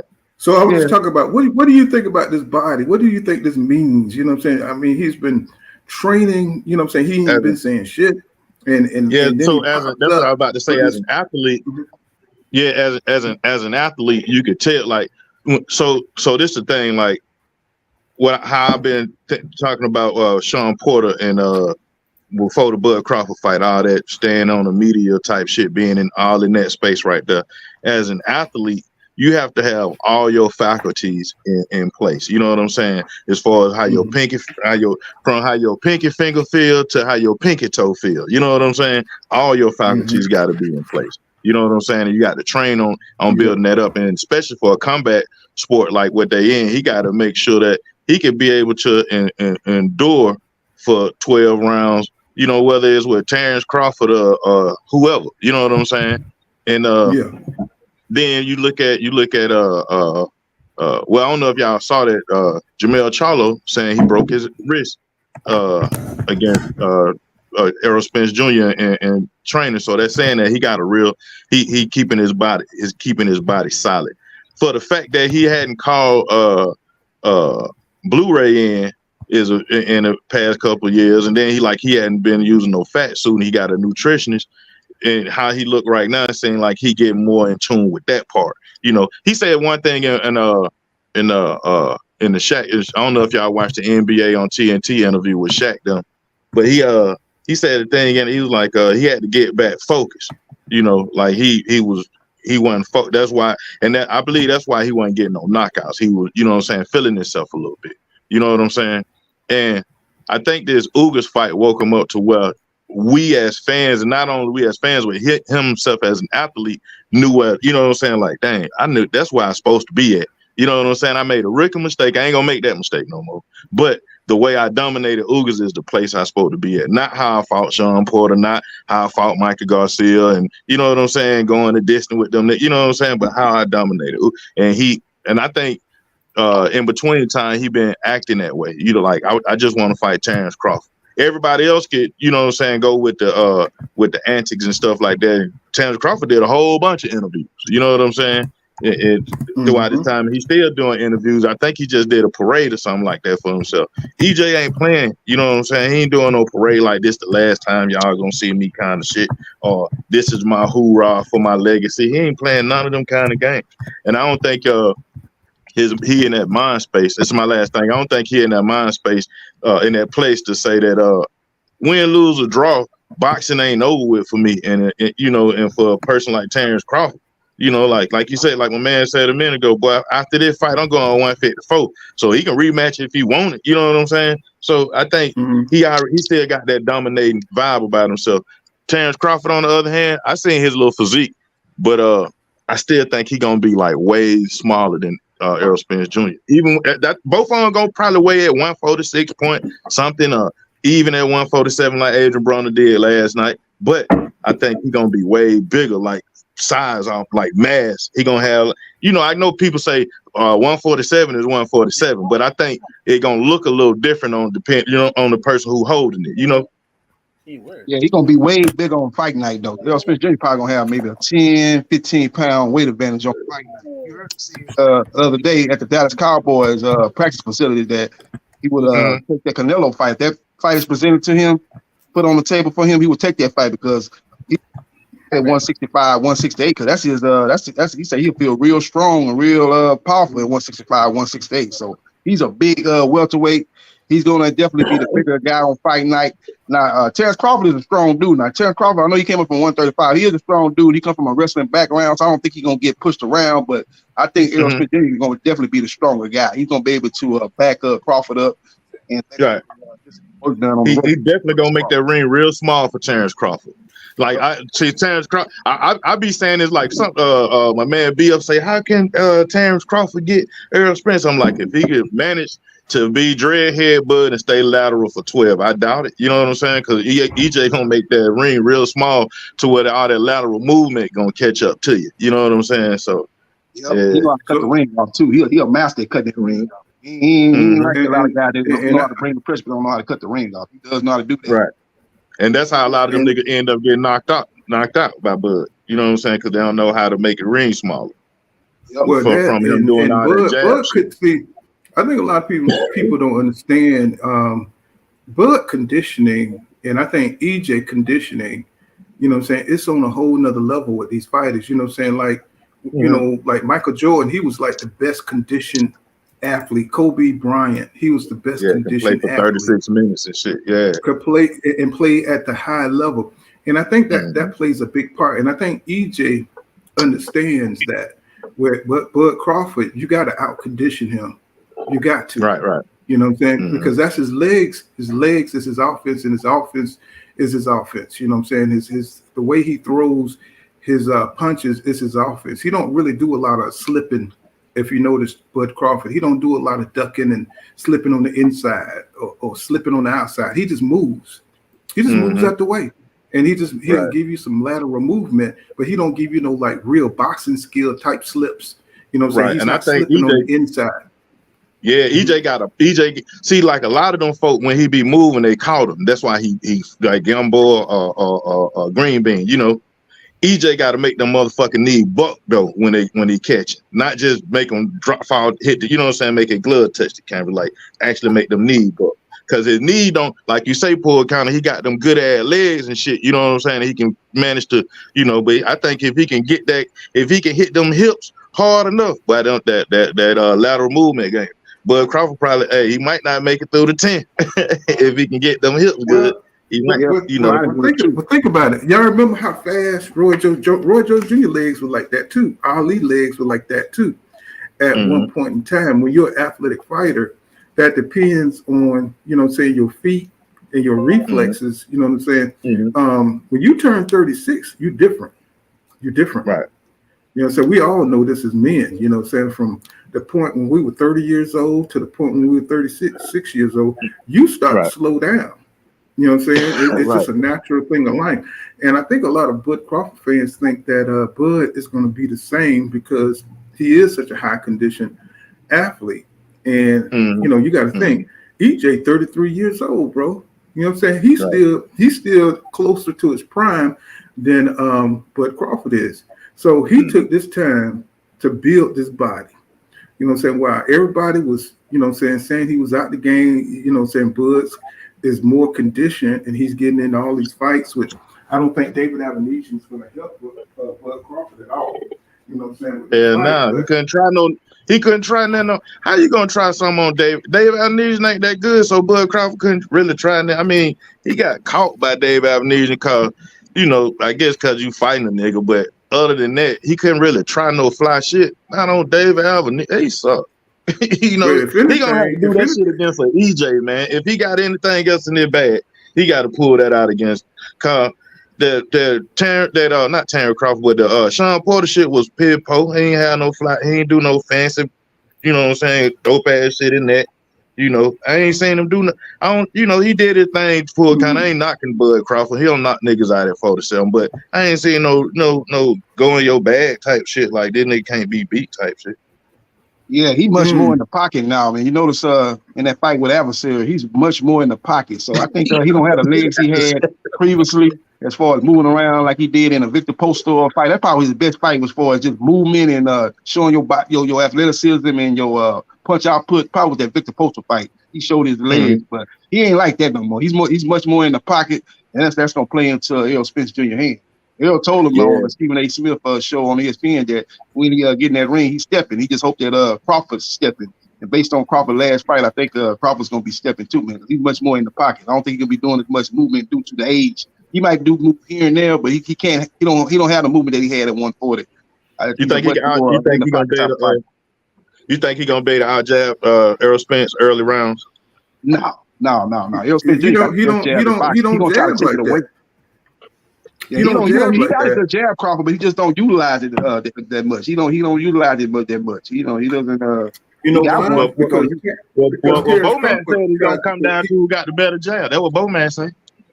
You know, when he fought Felix Diaz, he used a jab good in the Felix Diaz fight. That's probably the best fight as far as him using that jab, controlling Diaz on the outside and picking him apart and timing him with that right hand when he tried to get close. That's probably his best fight as far as using the jab. But I ain't seen it. Let me make this point. The reason he jabbed with Diaz because Diaz's arms are like a T-Rex. He felt comfortable. He knew his he had his timing. He knew how far. He had figured out that Diaz couldn't really reach him. You see what I'm saying? He couldn't touch him. Yeah, if he was in his range, Because Terrence Crawford, his range is just so long, and Diaz couldn't get nowhere near him. Every time he would try to enter that mid-range area, he would get phenomenal by Terrence Crawford. He would get tee off. He could stand back, see him coming, and tee off. He would fucking Diaz ass up, bro. You know what I'm saying? But with EJ. You know what I'm saying? His body, his length is different. Dimensions are different. So it's going to take Terrence Crawford a while. It's kind of like Jose Benavidez. It took him a while to get the range on Jose Benavidez. He didn't feel comfortable in that fight. For the first time, you saw Terrence Crawford uncomfortable. You know what I'm saying? Still trying to figure it out late in the fight. And the thing with that was Terrence Crawford conditioning, y'all. He can run like that. He can move like that if you allow him. You got to put some punishment on his body. You know what I'm saying?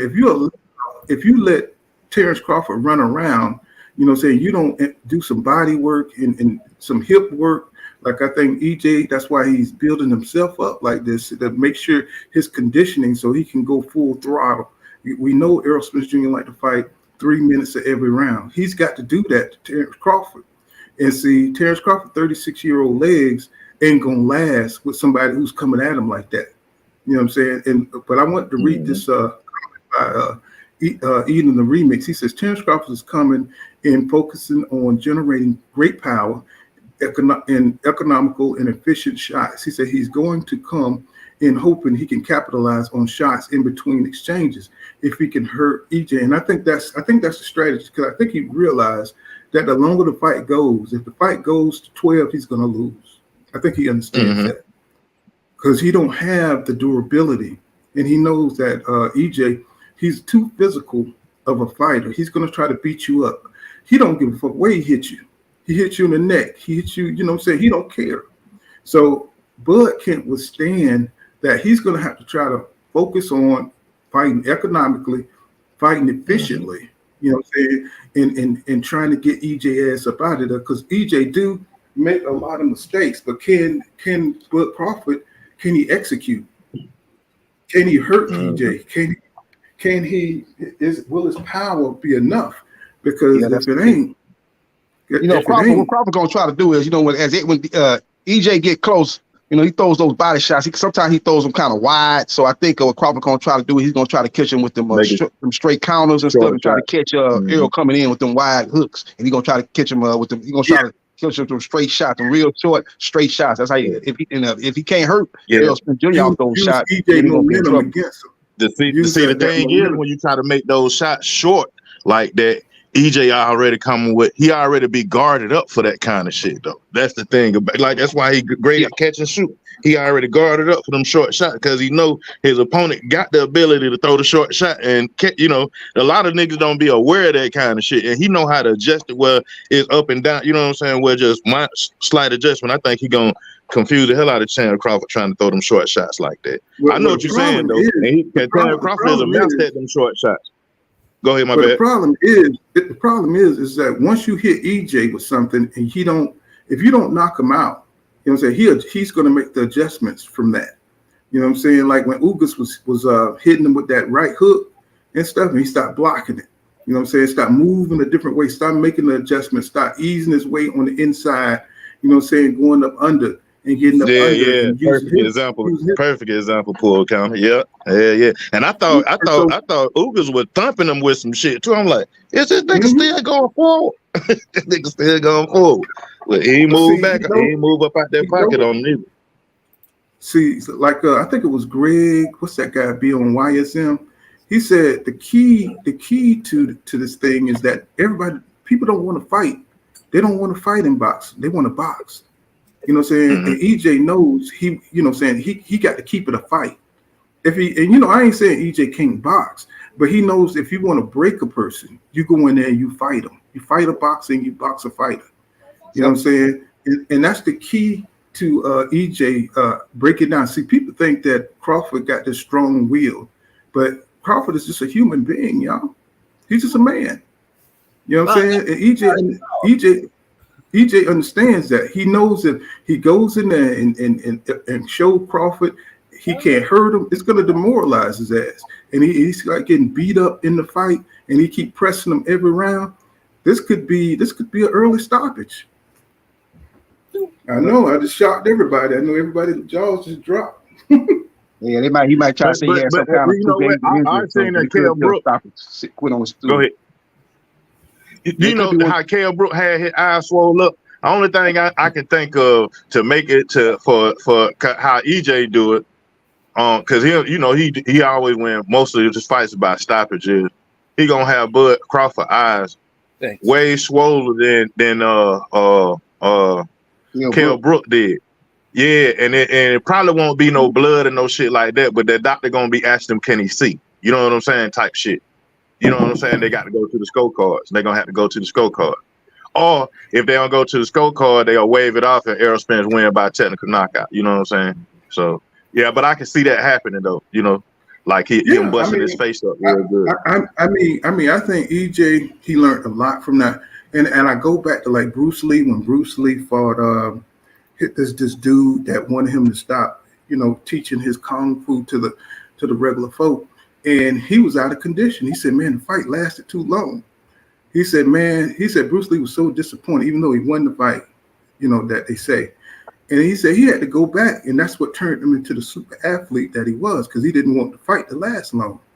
You know what I'm saying? He went back and trained himself, to the point to where he wanted to outdo everybody. And I think that's what EJ is kind of after here. You know what I'm saying? Because he had a whole year, 14 months to train. You know what I'm saying? And I think he's going to go in there and pour it on Bud Crawford. What he said, I'm going to step to Bud Crawford. And this is the kind of body, that you want if you're going to take some punishment. You know what I'm saying? If you're going to take some body shots. Right. And I think he took enough body shots in that Ugas fight, because you saw Ugas, even when he was fucked up in the 8th round, he was giving it to EJ. He was hitting him with some body shots that slowed EJ down. See, EJ, he was feeling it a little bit. Even though the man got to be some kind of solid. Jamel say he broke his wrist. His wrist broke. He showed the cast and shit. You know what I'm saying? He got a cast on his wrist. You know. But what I'm saying is he's preparing for that kind of attrition in the ring. You know what I'm saying? He's preparing to push through whatever Bud Crawford got to throw. You know what I'm saying? Whatever body shots, whatever he get off. This is the armor. This is like a body armor here he's putting on. He's gonna take it. I can imagine him in the gym pool, kind of like this nigga, like telling Jamel Charlo, "Hit me, nigga, hit me." You know what I'm saying? Like, yeah, I can imagine him in the sparring, like, "Hit me," you know what I'm saying? Like, trying to just pushing him to the extent of power he can. You know what I'm saying? And EJ coming back with some shit. You know what I'm saying? But the man broke his wrist. I'm like, God dang, boy, you must have been throwing in there, boy. Cause I thought he had a fight coming up or some shit. I'm like, boy, y'all must have been throwing in sparring, boy. You broke your wrist. EJ ain't fucked up though. But just like EJ helps Charlo, so I'm pretty sure Charlo is like really in there trying to help him for this one. Yeah, it's real. And I just think, man, EJ is ready for war, bro. And I see Crawford over there preparing for war too. But who? Shaquille Stevens, man, that man too. He's even smaller. He even smaller than EJ. Like who he sparring with that can prepare him for Errol Spence Jr. And see that's the problem. He haven't fought the fights because when you go out there and you knocking out everybody, that's not going to teach you nothing. That's not going to sharpen your skills. When you're that much better than everybody else you fought, you know what I'm saying? It's like you're not going to learn nothing. You're not going to have to show no grit. If you have to show grit against a green machine, you know what I'm saying? Man, and you're not fighting like a just imagine what you got to do. Right. You know what I'm saying? Yeah. I mean, EJ, man, he's fought the best at 147, and it's sharpened him. I think Bud Crawford would have probably beat him early in the career, probably around the time maybe when he fought Kell Brook, or between Bondu and Kell Brook. But now, since he got all this experience, and I think it has prepared him, man, to run through Bud Crawford. You know what I'm saying? It's just, the dude, like Danny Garcia said, that Errol Spence Jr. absorbed punishment, bro, like it ain't nothing. You know what I'm saying? And that's the advantage of being a natural welterweight. That's the advantage. You can absorb the shots and keep on going. And if you look at this dude, man, I think he's gonna stop Bud Crawford, bro. I know a lot of people don't believe that. They think it's gonna go all 12, but throwing 100 punches around, bro. Because I want to believe, but I want to believe Bud Crawford can be good for a counter to not get stopped. Like, bro, you 36 years old. You got a O on your record. You don't touch that canvas a few times, but you ain't never been stopped. You know what I'm saying? Take that man 12. Whatever you got to do, take that man 12, Bud Crawford. You his elder. You EJ big homie. Don't let your little homie knock you out. You know what I'm saying? You the big homie of all them niggas. You know what I'm saying? You older than him, Keith Thurman, Tyson Fury, all them niggas. You the big homie in boxing now. Andre Ward retired. Don't let that young nigga knock you out. Why? You know what I'm saying? But I'm pretty sure he owned all that, but I was watching Bernie the Boxer. He was saying that Terrence Crawford think he's stronger than EJ. Isn't that crazy? He said he really thinks he's stronger than EJ. He got that Napoleon complex. You know what I'm saying? Short man syndrome. He was when he first went up to 147. A lot of people thought Jeff Horn was going to push him around, but he was able to actually push around Jeff Horn and kind of bogart him. But it's a different animal than Errol Spence Jr. It's a whole different animal, man. So it's going to be interesting to see, man. Can he at least hold his own? It's the one thing, he's not going to push around Errol Spence Jr., but can he at least hold his own? And when Errol want to take him to the ropes, can he kind of stonewall him and keep the fight in the middle of the ring and don't let him get pushed to the ropes? So we'll find that out July 29th. That's gonna be lovely to see. I think I've seen him deadlift like a crazy amount of weight. So he's really focusing on the strength part. You know what I'm saying? He's really, you know what I'm saying, he wants to. It's important for him just for people to see that he can outmuscle Errol Spence Jr. You know what I'm saying? And I think that's going to be that's going to be to his detriment in the ring. You know what I'm saying? Wanting to prove that he's the stronger man in there. You know what I'm saying? And I think he's gonna. I don't think his body is made for that. He's got those high cheekbones. Man, you know. Yeah. Have y'all ever seen Blu-ray train? The strength and conditioning coach. Have y'all ever saw him train? The way they got them niggas training, man, they can do it on one hand pull-ups, man. They can do them in repetition, like 10 of them. One hand pull-up, one arm pull-up. I mean, now, you know. But These niggas is fucking. Blu-ray in his camp. Does he have Blu-ray in his camp? This camp? I don't think so. Nah, he don't have Blu-ray in his camp. But Blu-ray said, you know, he can't. You know, he be saying like him and Earl used to train a lot of stuff he still don't talk about, and they had a lot of private sessions outside of the gym. So Earl got some, you know what I'm saying? He just got a different training shit that I'm pretty sure he tell them to turn the cameras off. You know what I'm saying? We're here in the gym because they don't want nobody to see that shit. But I seen Blu-ray do them goddamn one hand pull-ups. Mm-hmm. On his Instagram channel, he was showing some of the stuff he do if you gonna work out with him. So I know Terrence Crawford can deadlift 400, but shit, can you stop 400 pounds of pressure coming at your ass though? I see. I mean, he's on them weights for sure. Yep. Yeah, he's definitely but on them punches gonna be coming so. Don't EJ gonna be throwing with some he gonna be throwing with some punishing shots, man. Terrence Crawford got to be ready to dodge that shit. Yeah, he's gonna be going through, throwing that jab and that straight left hand, and he's gonna be breaking them down to the body. He's gonna be throwing a lot of punches. His punch output gonna be off the chain this fight. It's always off the chain. It's gonna be even more tenfold in this fight. Bro, I think can't hit him with something to get his respect and maybe decrease that punch output. He's gonna get steamrolled, man. I don't see, like you guys said, I don't see him winning no decision. His best route is to get a knockout, unless he get a couple of knockdowns to even out the round. I don't see him winning more rounds than Errol Spence Jr. over 12 rounds. Yeah, me neither. He's not active enough, bro. Yep. He's definitely not active. Being a counter puncher, but I think we're gonna be surprised though. I think Bud's gonna really try to come out. I think he's really gonna try to come out and put it on Spence, man. He's gonna have to get that respect early. You know what I'm saying? And I think that's something that like my man was saying, like, he's gonna come out there and really show Errol Spence Jr. that he can't just run up in there on him. You know what I'm saying? And he's gonna have to hit him with something. And that's gonna be the fun part of watching this fight. We can see Bud here, you know what I'm saying? He's really trying to, get it in, man, But he looked like he's just doing normal shit. You know what I'm saying? They go that hook, you know what I'm saying, and that jab. Mm-hmm. You know what I'm saying? He's really focused, He's really focused. Like I say, he much more in the pocket now. He's much more in the pocket. He ain't moving like he did at 140. He's much more in the pocket, so he's gonna be there. Errol ain't gonna have to go look for him. He might move around here and there, but he's gonna be for the most part in the pocket.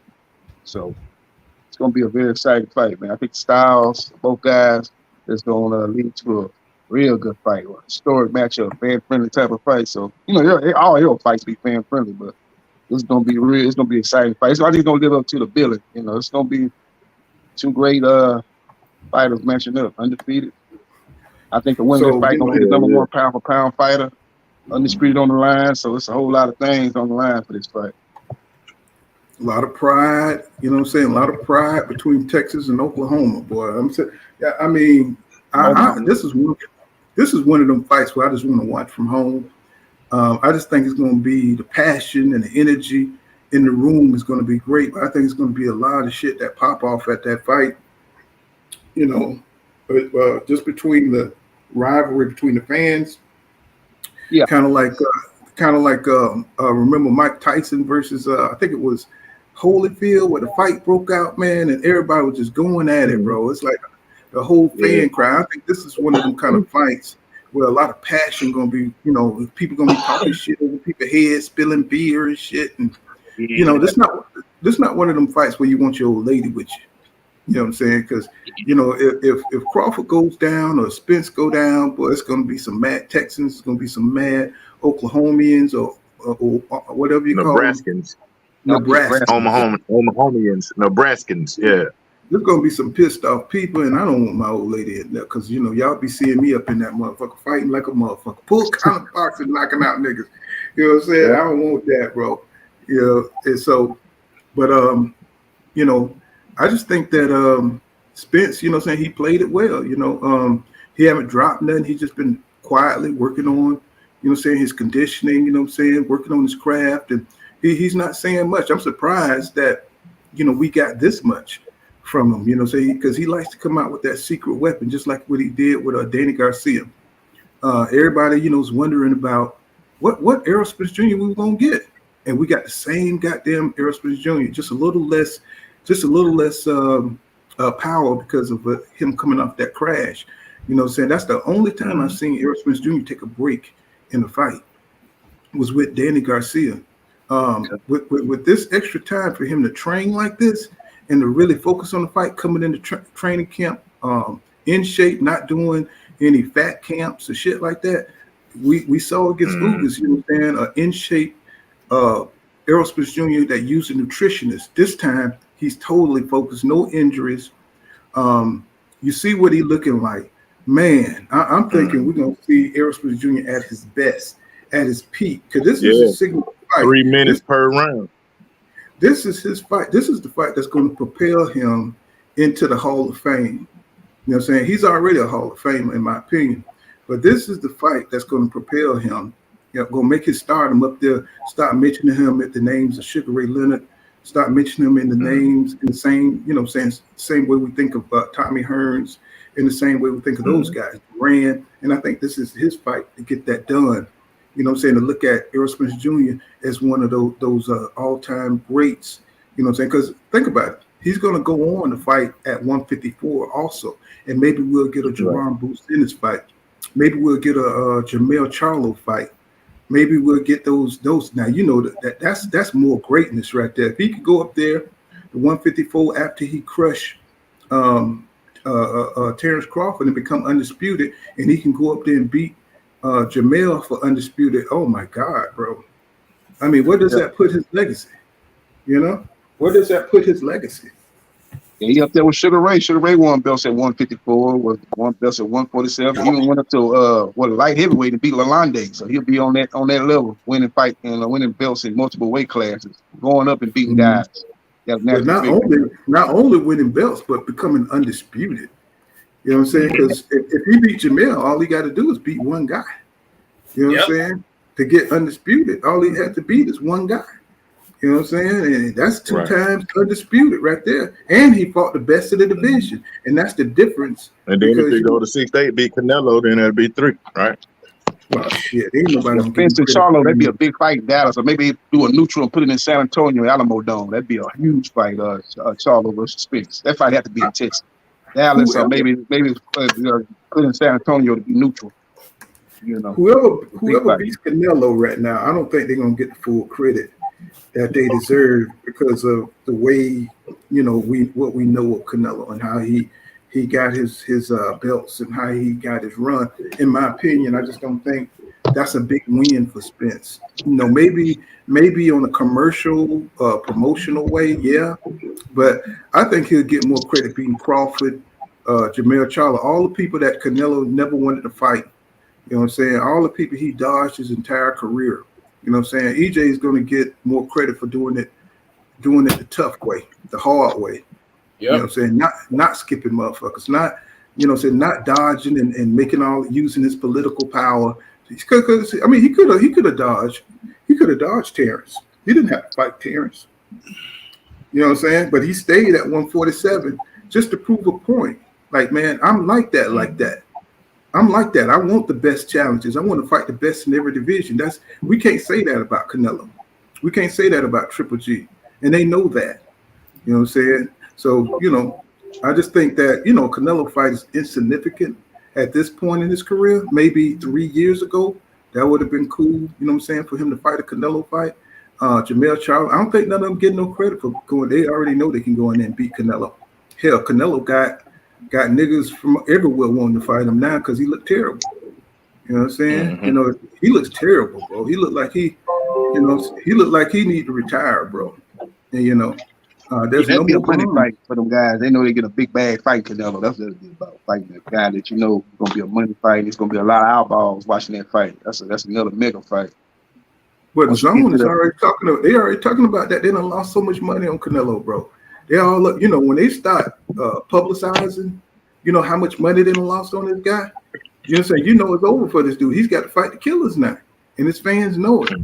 He can't go to New England and fight, you know what I'm saying, all these regional fighters. Now he's got to fight them real dudes that's hungry, that want to make an example out of him. Mm-hmm. You know, he's got a lot of beasts, a lot of wolves circling him now. You know, he don't even want that Bivol fight. He's trying to get out of that Bivol fight, bro.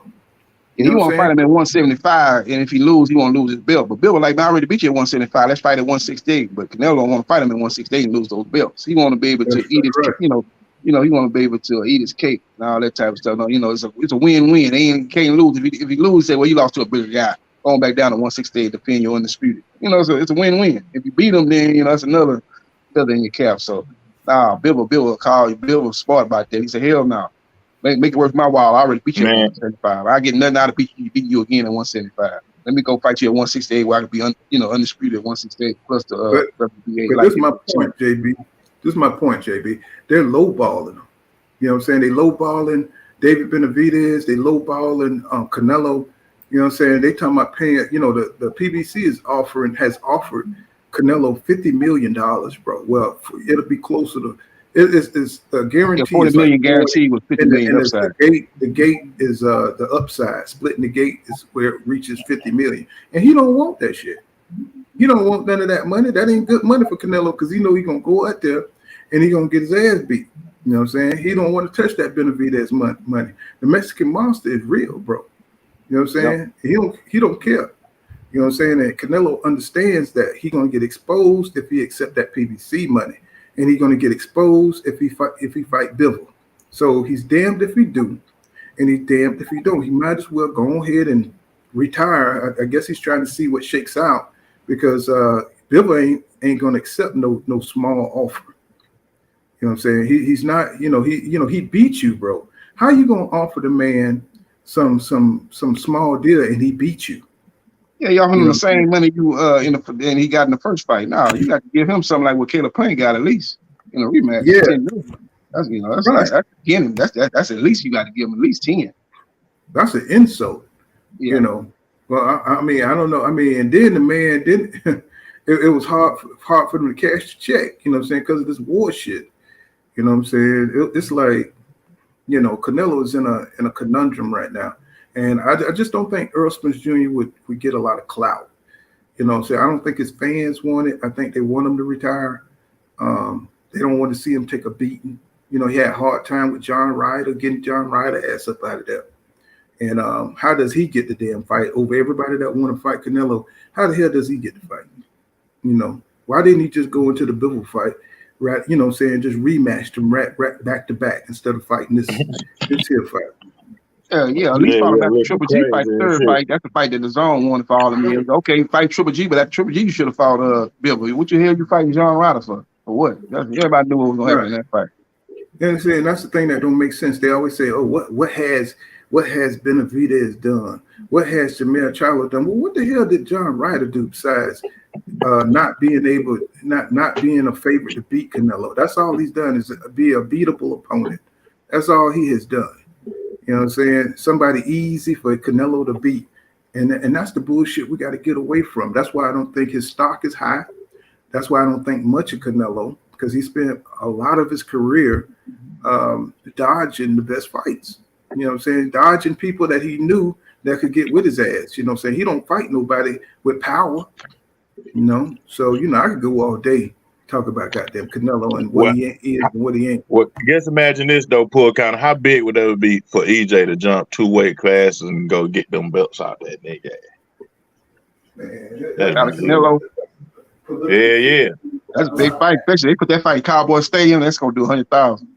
They gonna put them seats on the floor. That thing gonna do 100,000 in Cowboy Stadium. That's a huge fight. You know, you don't you know, Errol Spence and his fans, he got the Mexican fans in Dallas. That's gonna be crazy.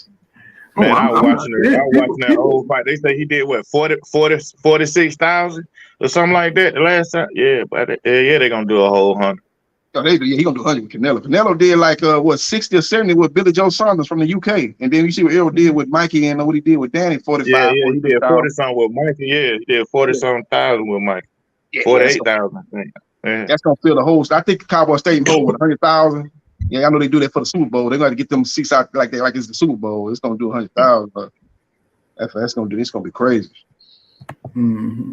Like Jonathan Park, he said, "Hey, Poole, I don't think Crawford ever could beat EJ. He has never fought top competition in any way class he's been in." That's right. And this is a good one here. Eden the remix. He said, "I think Crawford has more snap than Errol." He said, "But he isn't stronger." He says, "Crawford punch more like a knight on the chessboard." He said, "They catch you by surprise because they loop. Errol punches like a rook." Yeah, and we know the shortest point to it, you know what I'm saying, any point is straight, you know what I'm saying, you know, instead of curves, you know.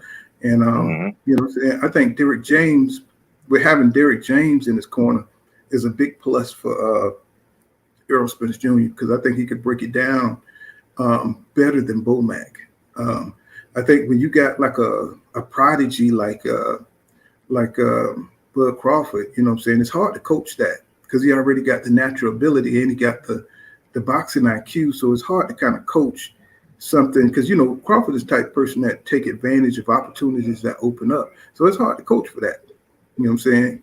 You know what I'm saying? Unless you know, looking at the film and you thinking that EJ is going to do this or do that, and you're trying to prepare for that. But, you know, with Crawford being a freestyle type fighter, counter puncher, you know what I'm saying? I think Derrick James got the edge.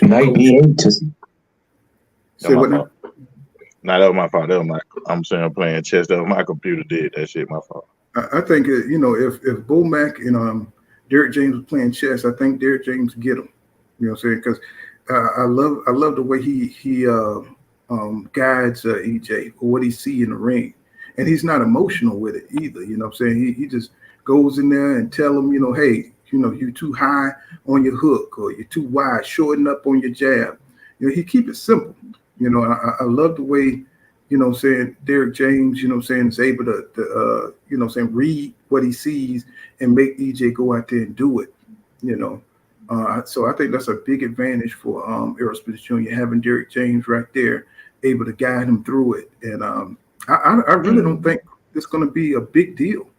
I think it was Errol Spence Jr. father who said that he already knows that Errol going to beat Bud. Now, I don't know if that's just because he's his dad or does he have some kind of inside information. You know what I'm saying? But he seems like he's confident that his son is going to go out there and for Loom, you know what I'm saying, Terrence Crawford. Yeah. You know, Errol Spence Jr., you know, he believed that he's more fundamentally sound than Terrence Crawford. He believed that, you know, Terrence Crawford is flashy and, you know, he's that, what you call that classic boxer. That's why a lot of these former fighters are picking him, but he believes at the end of the day that he's more fundamentally sound. He's a naturally bigger guy.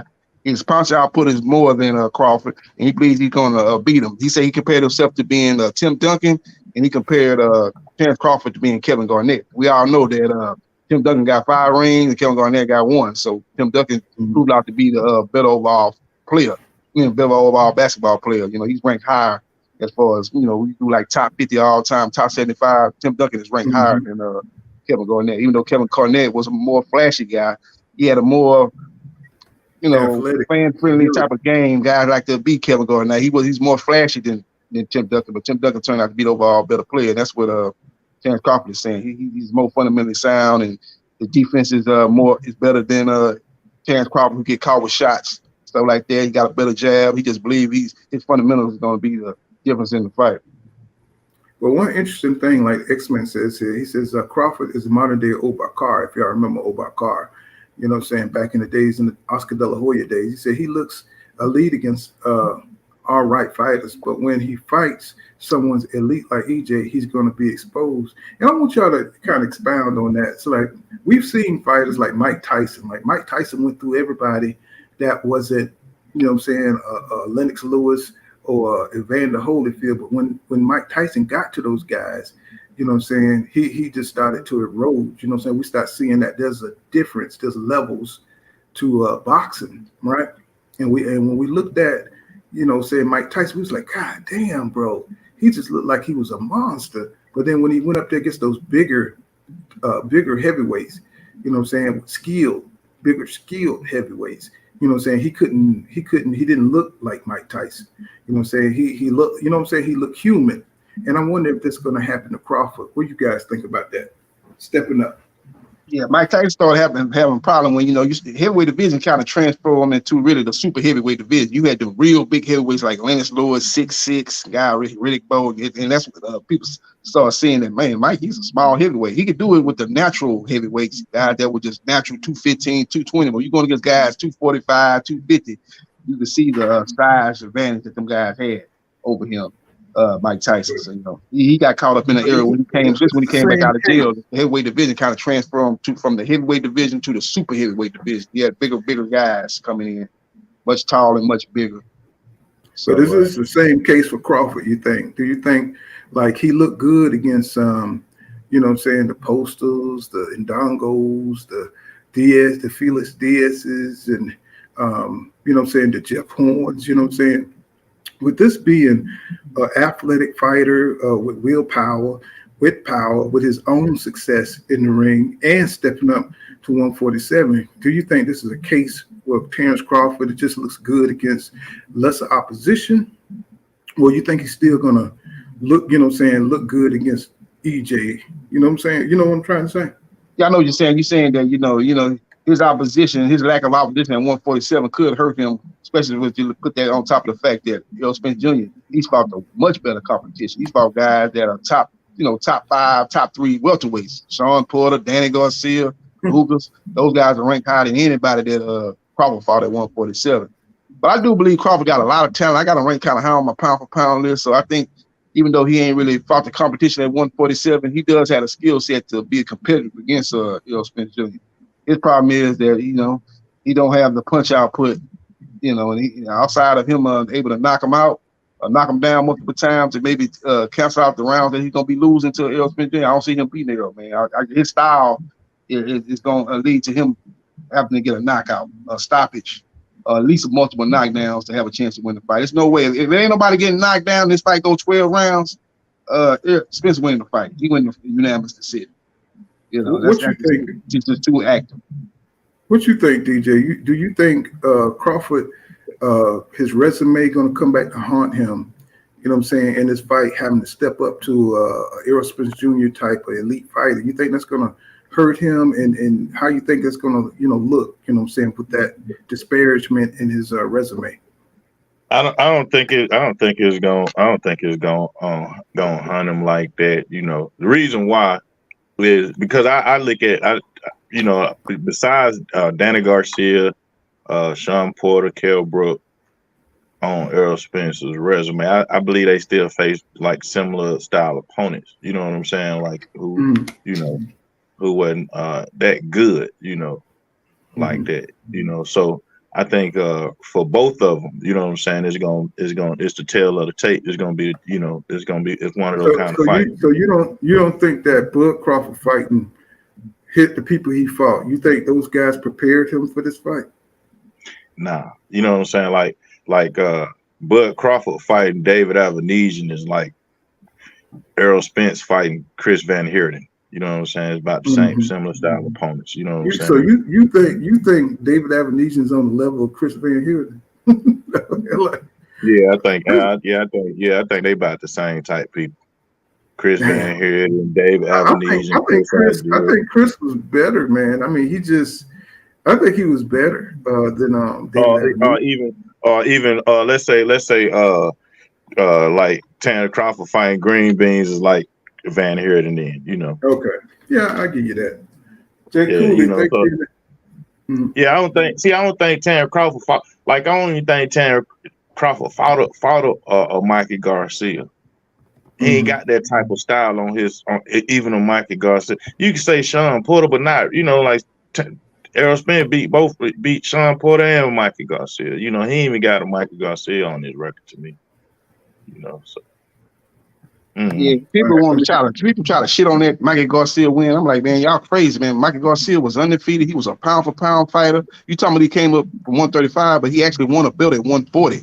Now the fight before he fought Spence was a fight at 135 when he beat Easter Jr., but he fought at 140, beat Sergey Lipinets. We all know Sergey Lipinets ain't no scrub. He's a decent fighter. So Mikey Garcia was a good fighter. You see what Errol Spence Jr. did. He watched him. Now we can go back in history when Roberto Duran came up from 135. He beat Sugar Ray Leonard. That wasn't the case with Mikey Garcia. We would have came up from lightweight. He got schooled, dominated 12-0. He went into survival mode because he couldn't handle Errol Spence Jr. They just let you know what time, what level Errol Spence Jr. was on. But they try to shit on Errol Spence Jr., but they don't know boxing. They don't know the history of boxing. They don't know that Mikey Garcia was a pound for pound. He was in everybody's top 10 pound for pound going into that Errol Spence Jr. fight. He was undefeated and champion in 2 divisions, maybe 3 divisions. One when he had a belt at 126, won a belt at 130, 135, then won a belt at 140. He either was a 3-division world champion or a 4-division world champion going into that Errol Spence Jr. fight. So that was a great win, beating that guy coming up. And that guy had power too. He was a guy that was fundamentally sound and a guy that was undefeated. Then there was some top names too, was undefeated. Beat Broner, beat Salido, even though that might have been controversial, still beat him. Beat Salido, Rocky Martinez, beat Easter Jr., had some quality wins. That was a good thing. A lot of boxing fans don't understand that if your opponent don't want to get knocked out, all he has to do is not engage you. Just all he has, all he has to do is block your punches.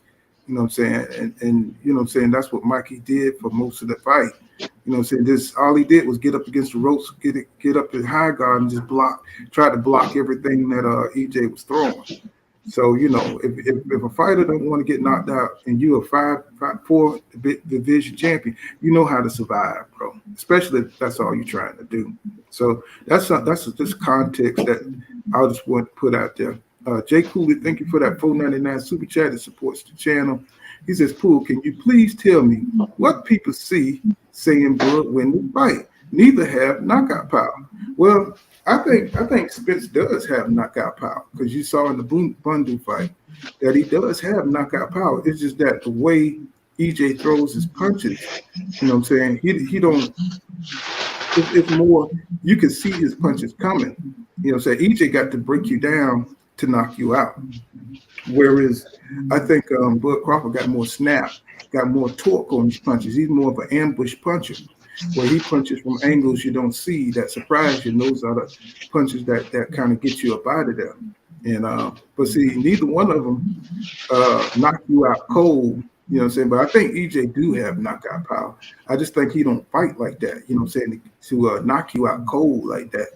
The way he throws, but he's an accumulation type puncher. You know what I'm saying? So because he's always going to the body. You know what I'm saying? He don't go to the head like that. He's always trying to hit the gas. Somebody get a lot of background noise. That's my bad. Mm-hmm. Yeah, so he's an accumulative point, but he don't fight like that to try to knock you out with one shot. You know what I'm saying? But I think he can. Looking at the Bundu fight, I think he can knock you out. You just got to be in well. If you're not in well condition, you know what I'm saying? EJ gonna get you up out of there pretty fast. But he's always fighting top competition. Yep. And when you fight top competition, it's hard. You know what I'm saying? You can't just go out there and knock top competition. Like, that's how you know you're fighting top competition. That's how you know Bud Crawford isn't fighting top competition because he knocked out his last 10 opponents. Well, he TKO'd his last 10 opponents, and that tells you what kind of opponents he had. That's why he never fought Ugas. That's why he never fought Thurman. That's why he never fought Danny Garcia. You know what I'm saying? Because he can't go out there and deliver that same kind of performance. And also, he don't sell. That's because he fighting Amir Khan. You know what I'm saying? That's why he don't sell, because he is fighting low competition. We all know the story. Sean Porter, he was 1 foot out of retirement. Kell Brook hadn't been in the weight class. So these guys didn't have the same name recognition that they had when they fought Errol Spence Jr. You know what I'm saying? And that's why, we're looking at Crawford and trying to say shit. We don't know if he's even on that level. You know what I'm saying? We don't even know he's on that because of the kind of dudes he fought. Does the man have skill? Is he versatile? Hell yeah. No, just a really good boxer. But is he on the elite level of fighting the Danny Garcias and the Ugases and coming out unscathed. You know what I'm saying? We only just imagine that that's how he is. We don't know for sure because for the last 4 or 5 years, he never get in the ring with them dudes. He never got in the ring with them guys. So that's why it's so frustrating to have these discussions because Terrence Crawford went the easy route. To tell you the truth, he always talking about how EJ say he went the easy route, but shit, really Terrence Crawford went the easy route. Nobody knew who the hell Jose Benavidez was. You know what I'm saying? Nobody knew who Green Machine was. You know what I'm saying? Nobody, barely knew who Jeff Horn. If Jeff Horn hadn't fought Manny Pacquiao, we wouldn't know who the hell Jeff Horn was. You know what I'm saying? So some dude from Australia told me I won a championship my first time at 147. Yeah, nigga, because you fought the weakest dude. You didn't try to go for Danny Garcia or you didn't try to go for Sean Porter where they had the belt. You went for the weakest belt you could get. You know what I'm saying? So when I hear him say things like that, I don't look at him as a champion because he's puffing himself up on some false propaganda. Nobody looked at Jeff Horn like he was a real champion. They looked at him like he was a title holder. You know what I'm saying? He wasn't going to have a reign at 147. You know what I'm saying? Like Marvin Hagler, he wasn't going to have a reign at 147. He was just going to win a belt on an old guy who really knocked his ass down and should have won that fight. And he just lucked up and fought Manny Pacquiao at the right time when Top Rank was trying to get his ass up out of there. You know what I'm saying? And for Terrence Crawford, that was the perfect time. Seeing this is the problem. He's strategically fighting people. You know what I'm saying? He's not just taking them on because they're the best in the division. Now, if he would have came in and said, "Man, I'm taking on Keith Thurman, and then I'm gonna beat Danny Garcia, then I'm gonna beat Errol Spence Jr.," then we would say, "Damn, man, Crawford is that dude. He's that dude. He's the real one. He's a real one." No, he didn't do that. He went through the back door, bro. You know what I'm saying? He went through the back door. He fought welterweights we never heard of. And everybody's giving him this credit like he's on that level, bro. But we got to see. And July 29th, it's gonna tell it all. It's gonna tell it all. It's gonna be a time of reckoning. July 29th, man. He's gonna finally fight not only a legitimate welterweight, the best. He's taking a big step up as far as who he been fighting in 147. This is a big step up in class, man. This is like, that's what I'm saying. It's crazy. So we're gonna find out. And it matters. Competition matters because you learn from the competition that you fight. And people just think this guy got some kind of outworldly skills. He's just athletic. We thought Roy Jones Jr. had outworldly skills. He was just athletic, bro. You know what I'm saying? He was just quicker than everybody. This dude had like cat-like reflexes and power. You got to wait for them guys to slow down. And at 36, I think Crawford is right for the beating. You know what I'm saying? 36, that's when you slow down, bro. You don't have, being able to do what you was doing when you was younger. And he was at a lighter weight class doing that shit. He wasn't hitting no 147 pounders back then. You know what I'm saying? And he damn sure don't have no one punch knockout power. So, you know what I'm saying? I just think it's going to be a one-sided ass beating. You know what I'm saying? Man. Hey, pull y'all. My motherfucking antenna. Excuse me. My antenna went up when I heard somebody say that compare David Avenesian to Chris Van Heerden. Chris Van Heerden was 154, 6 feet tall, man. Left-handed, southpaw, coming out of South Africa, undefeated. Even Emmanuel Larte, when he met Errol Spence, he was 16-0. He was a hot prospect until he met that Texas Chainsaw. Have you heard anything from Larte since then? I think EJ ended that boy's career, man. He been on a bashing spree. Where are some of them fighters at? Find me a fighter EJ that fought and where they at right now. Where the little SA dude up out of Canada, what's his name? With the big head. Man, where those guys at, man? It's a list of chopped up fighters, man. And I was talking about this earlier today that You know, people are always talking about Crawford knockouts. If you want to be honest, Errol Spence got a higher knockout rate. Before Errol Spence fought, had like 11 knockouts in a row. Yeah, before he fought Sean Porter, he had like 11 knockouts, bro. And he done fought less fights. Yeah. And he done fought stiffer competition. And he ain't just knocking people out. He ain't clipping you and stopping you, man. He making people throw the towel in. Punishing you. He making people say, "Oh look, man, don't hit him no more. Don't hit him no more." Man, he beat shit out of him. Yeah, you know, if you look at some of Terrence Crawford knockouts at 147, well, during his little knockout streak, you could go back and look at was Amir Khan really a knockout? Come on, I watched the fight. Was that really a knockout, or did he quit and pick that little check up? Amir Khan quit. Sean Porter, was that really a knockout? That's dad stopping the fight for unknown reason. I guess because he won't listen to him during training camp. So One Leg Benavidez, you think One Leg Benavidez could have went 12 rounds with EJ? No.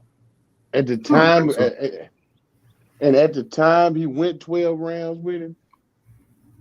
I think that was like his first fight at second fight at 147, right? Yeah, Benavidez Jr. Yeah, he was fighting at 154. No, he was fighting at 147. I think that was Crawford's second fight at 147. Oh, you doing Crawford? Man, all that shit sound good. Jose Benavidez, Ocampo, all them niggas trash, man. They fought the same type competition, bro. They fought the same type nigga. Ocampo was like on a 20-fight run when he fought EJ. And EJ beating the shit out of Kell Brooks, same way Bud Crawford beat the hell out of Jeff Horn. Jeff Horn and Kell Brooks, same type nigga, man. You know when he beat him. They the same kind of nigga. Jeff Horn was on this little hype train, just like Kell Brooks was on that little hype train after he beat Sean Porter. So both of them niggas was still trash. Kell Brooks better overall fighter than Jeff Horn. Man, you want more technical, better jab, better fighter. He a better fighter than Jeff Horn, man. See, that's what I'm saying. A lot of people don't follow boxing. Because if you follow boxing, bro, I'm not to call you a boy, but bro, I've been watching boxing and following boxing for you know. I know more boxing than I can remember, bro. Well, you ought to know who Kell Brook was then. Coming out of man, he was all right compared to who Terrence Crawford is. You know what I'm saying? Yeah. All them niggas on Terrence Crawford Rucker and all them niggas on EJ Rucker ain't shit compared to the two boxers that's about to box each other January. What about Lucas and both of them competition being mud. Both of them in competition being mud. You had nigga like Lamont Peterson talking about some I'll fight Errol Spence Jr., but even he wasn't that good when he chose to fight Errol Spence Jr., man. You know what I'm saying? Come on. Hold on. Kell Brook, man, he was the best at welterweight at the time. When EJ he beat Sean Porter. He took Sean Porter belt. Now what I'm saying is Kell Brook back then, y'all forget. Let's not shit on Kell Brook. Kell Brook, nobody wants to fight. I ain't saying he can't hit. Now what I'm saying though, Paul Counter is when you look at the competition at the time, when they face them niggas, every time Errol Spence whooped the nigga ass, the nigga was like, man, he need to get somebody better in the ring. Same thing with Terrence Crawford. Every time he whooped the nigga ass, nigga was like, he need to fight somebody better. Now these niggas get a chance to fight each other, and cause their competition been mud so far. No, I wouldn't say Jamel Charlo had more dog fights than both of them. I think Jamel Charlo had way more rougher fights than both of them niggas. You're right about that. Yeah, so but go ahead, my bad, dog. My bad. Go ahead. Man, I'm gonna tell you like sure, dog. First off, EJ and Terrence Crawford, it ain't a comparison. Not even from amateurs to the pros. You talking about one of the most highly decorated American boxers to come out of the United States since Olympics. I know Andre Ward, you know what I mean, Muhammad Ali, or You know, these type of guys, national, 4-time national champions, international championships. I mean, all over the world. I get it, and then now facing a backyard dude that was thrown in the gym who wasn't supposed to win out his first fight. I get it, you know what I'm saying? But neither one of them niggas they ain't really just got down from. I mean, Dreadhead Bud was fine, you know what I'm saying? But them niggas weren't shit, you know what I'm saying? Them niggas he beat up when he was Dreadhead Bud, you know, them niggas weren't. Niggas was alright. I mean, Chris Algieri was one of the Olympian too, like for England or some shit like that. But that nigga wasn't that fat. No, Chris Algieri was an American fighter. Chris Algieri, he got. When he an Olympian too though? I don't know about whether he was an Olympian. I know that I think he was an Olympian too. I think he was an Olympian. Chris Algieri got a lot of recognition because he won a belt and because that motherfucker got up 6 times against Pacquiao. Pacquiao put him down 6 times and he got back up and finished the damn fight. Errol Spence Jr. made him look like he wanted to take a shit. Earl cracked him in fellas. Let me get the super chat in. Mondo N, thank you for that $10 super chat. He says, Pool, who wins a firefight, EJ or Bud, when they get into that haggle of rip, Mugabe test of Will's moment? Man, I know what you're talking about. And I think EJ is the best inside fight. I think they hands down. Man, he's gonna tear Crawford ass up. He's the body snatcher. You know what I'm saying? Now, can Bud go to the body? Hell yeah. You know what I'm saying? Bud does. People don't realize, but Bud can't fight on the inside. That's just not what he specializes in. Bud a puncher like he remind me of Deontay Wilder. He got a whip. He got that damn whip. You know what I'm saying? That motherfucking whip, that son of a bitch catch you at the end of it, it'll pop the shit out of you. But when it comes to both of them, you know what I'm saying, rip for rip, you know what I'm saying? I think EJ gonna get that. I think he's gonna get that because that's what he do. That's more naturally his style. You know what I'm saying? But I look at Crawford like I look at Deontay Wilder. I look at like Deontay Wilder was a guy, man. He was damn, you know, his power is unbelievable. He had decent boxing skills, but when he came across a motherfucker that was disciplined and had really been, you know, trained the right way, he had a whole bunch of damn problems. You know what I mean? That's what made Tyson Fury beat Deontay Wilder. It wasn't because Tyson what 60 goddamn pounds ain't hurt either though. But what we saw, see, when you look at fighters in the ring, you look at things they did before. We never saw Bud Crawford get into like a Marvin Hagler, John Beast Mugabe type moment. You know what I'm saying? Where they just going at it. We saw EJ fight Ugas going body to body. You know what I'm saying? Uppercut for uppercut inside the pocket, really battling out. And we know EJ, that's what he wants. And we know Bud Crawford, you know what I'm saying? He don't want that. But being older, he's not going to be able to fight 3 minutes every round going backwards. So he's training for that kind of fight. You know what I'm saying? He's training for what he got to do to break EJ down on the inside. He's got to have the power to be able to withstand, you know what I'm saying, in the pocket for a few minutes. And I think that's what he's training for. And I think EJ wins that all day. I think just like when Ugas was in the pocket with EJ and they had that moment where they just going at it blow for blow, going for what they know. It was like EJ won that. You know what I'm saying? He had Ugas backing out. He had to give up. You saw, I think it was like in maybe the 10th round where he had to break out. You know what I'm saying? Because his eye was fucked up, his ribs were broke. And I think that's what's gonna happen to Bud if he stays inside there. It says something about the device not. Oh, there you go. You in? Let me see. There you go. Let me see. There you go. Let me see. You coming in? You know, one of the biggest flaws I see with Bud, just speaking on his flaws, is not the fact that what he can or can't do, is the fact that lesser fighters touch him. He ain't never had nobody hit him with no consequences on it. Except little Eagles, Kavalauskas popped the shit out of him. Yeah, he did. He ain't never had nobody that really just could really. Kell Brook had that eye swole, one of them eye swole up. Right. But Kell Brook had one of them eye swole up. He ain't putting nothing on him but a few jabs though. I'm talking about you ain't never seen nobody just really digging off in his body and really thumping on him. Yeah, hit him seven, 8 times. It really had some pop. You know, Crawford hit him clean. Crawford hit him hard, but EJ hit him Porter, with you the mean? same punches. It's gonna be some difference. It's gonna be a difference there. You mean Sean Porter? Yeah, Sean Porter. That's what I think. I've seen him get hit by lesser fighters, and I think that if he take the same type of punches against EJ, they gonna count for a little bit extra. You know what I'm saying? Right.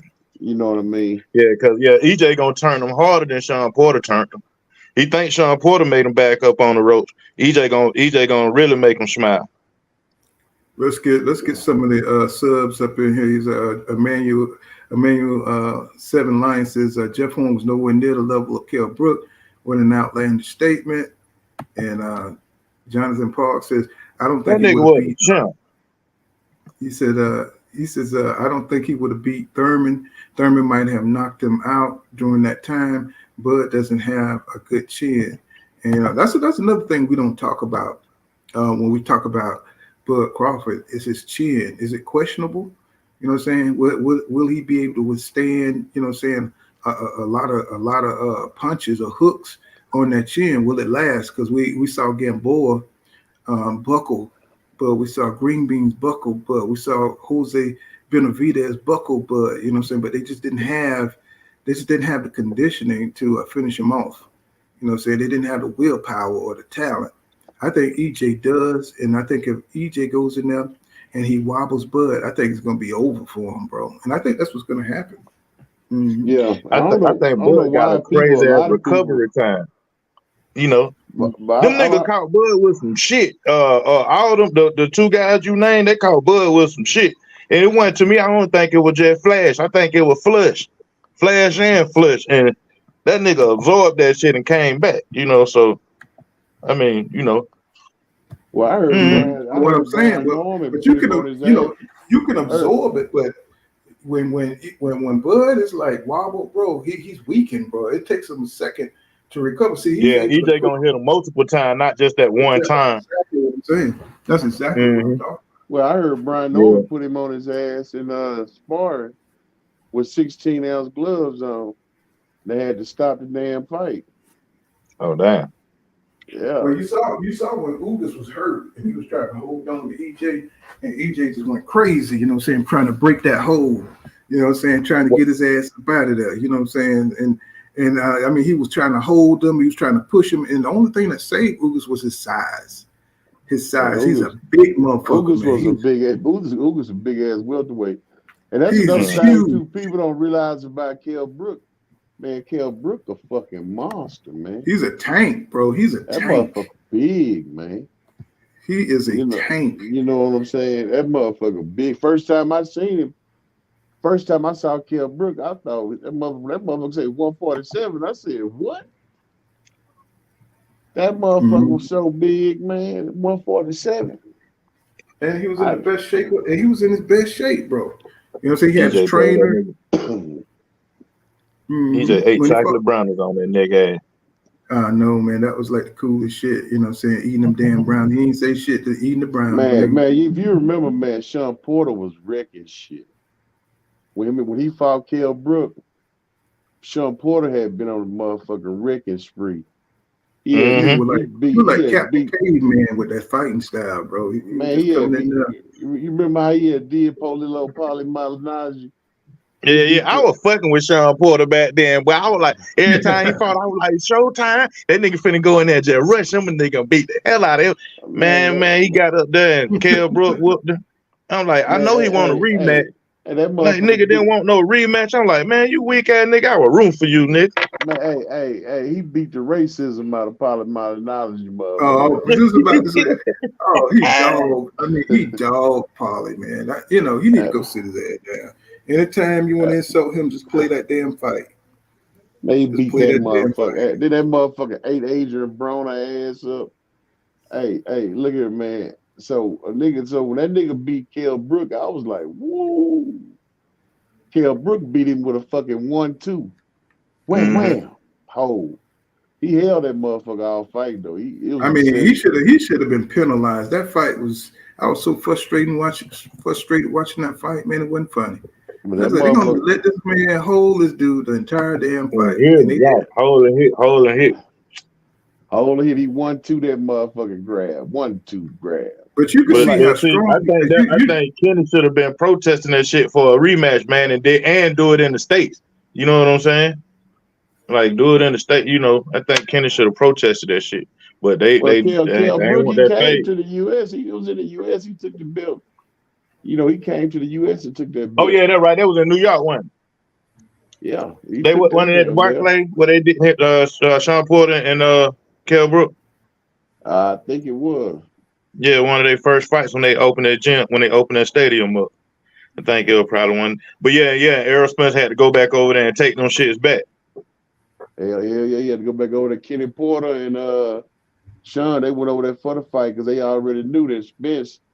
See them, and that's another thing too. Like when Spence was calling out Keith Thurman and all those guys, they act like they didn't know who he was. They knew exactly. They knew exactly who he was. They knew him from the amateur. That's why EJ wanted to fight Thurman, because EJ had seen Thurman get stopped in the amateurs with body shots. So now you get what I'm saying, bro, as far as EJ early fights. Them niggas he fought so cool, you know what I'm saying? They got some cool matchups that have some cool narratives and shit behind them, but them niggas wasn't no Keith Thurman. Them niggas wasn't Danny Garcia at the moment. Them niggas wasn't even Floyd Mayweather on his way out the door at that moment. Them niggas were just some alright niggas who had some cool little shit to say about. But this is one thing that's going to be really cool to watch, and for this fight, because usually, you know what I'm saying, niggas be feeling each other. You remember how that Ugas fight, how they just like going at it. They start getting into it, you know what I'm saying, and the fight was on. You know what I'm saying? That shit was like round the third or second round. They just started fighting, bro. And I think this here is going to be round one. I think the cool thing is EJ, he's, you know, he always like to prove what he say. He like to do what he say he's going to do. And what's going to be interesting is to watch EJ go over that. You know what I'm saying? Y'all already know where I'm going. Hey, Paul, you know who EJ is? You ever seen that movie, Remember the Titans? When he got him 4 plays. Don't worry about it. It's just like that nigga Doc Holliday, nigga. That nigga Doc Holliday, he trying to get it started, nigga. You know what I'm saying? It's just like Novocaine, baby. It's gonna work. It's gonna work. Yeah, exactly. EJ said he's gonna step to Crawford, bro. That means from Bill 1, we about to see this nigga go over there and start a fight. You know what I'm saying? That's what we looking for. That's what we expecting. And that Remember the Titans, that movie that remind me when I played football at junior high, we had goddamn 3 plays. Power right. Well, we had, 4 plays, really a pass play. But our 3 plays was power right, power left, up the middle. Power right. Thank you, Armando. And thank you for that $10 super chat. Supports the channel. He says, Pool. He said, what happens when Bud hits EJ with a counter and EJ shakes it off and keeps coming? And I've been saying that on these live streams. You know what I'm saying? It's like people keep thinking that Bud can. They just accept the fact that Bud can hurt EJ. We don't know. We don't know that.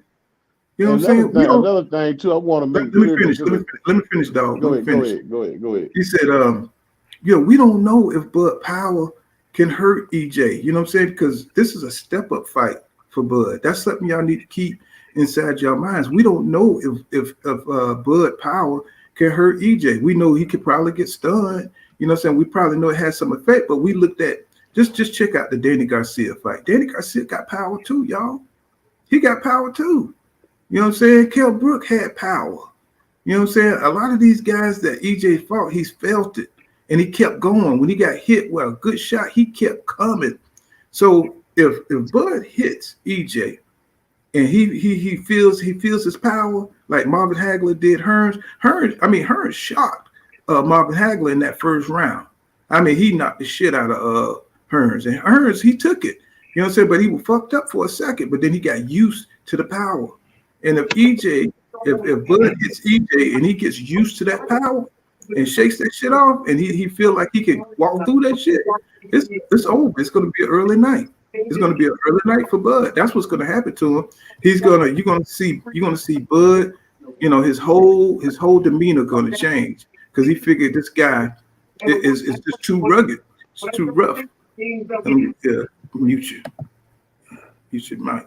Yeah. So I think that if he goes in there and his power don't have no effect, I think it's going to be an early night. You know, so I think we're going to see Bud go into survival mode and try to save face, but it's just going to be too much EJ. You know what I'm saying? EJ going to keep him in between, keep him in front of him, you know what I'm saying, and start beating down on him, man. I think Bud just going to try to look for opportunities to counter and outbox him from that moment.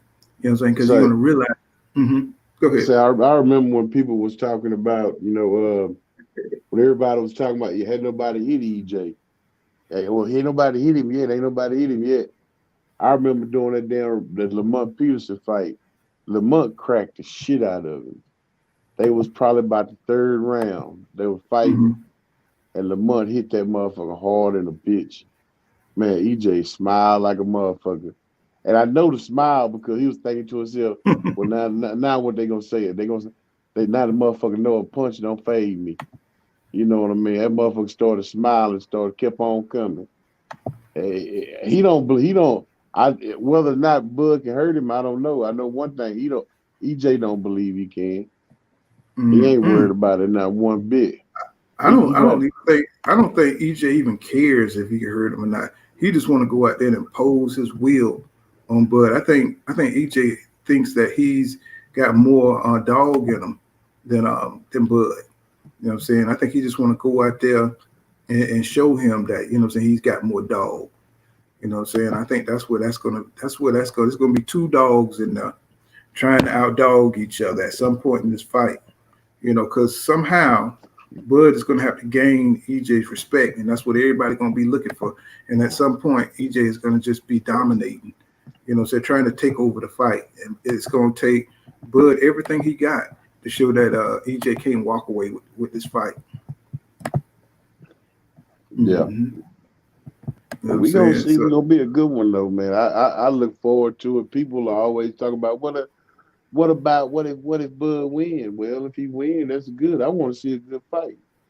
I'm still rolling with EJ, win, lose, or draw. But I just believe the horse I'm betting on is the one that's gonna win the race. And speaking of that, do anybody know a good betting site that you go on? I don't even gamble like that, bro. Man, with these odds, man, I got to get me some of these right here, man.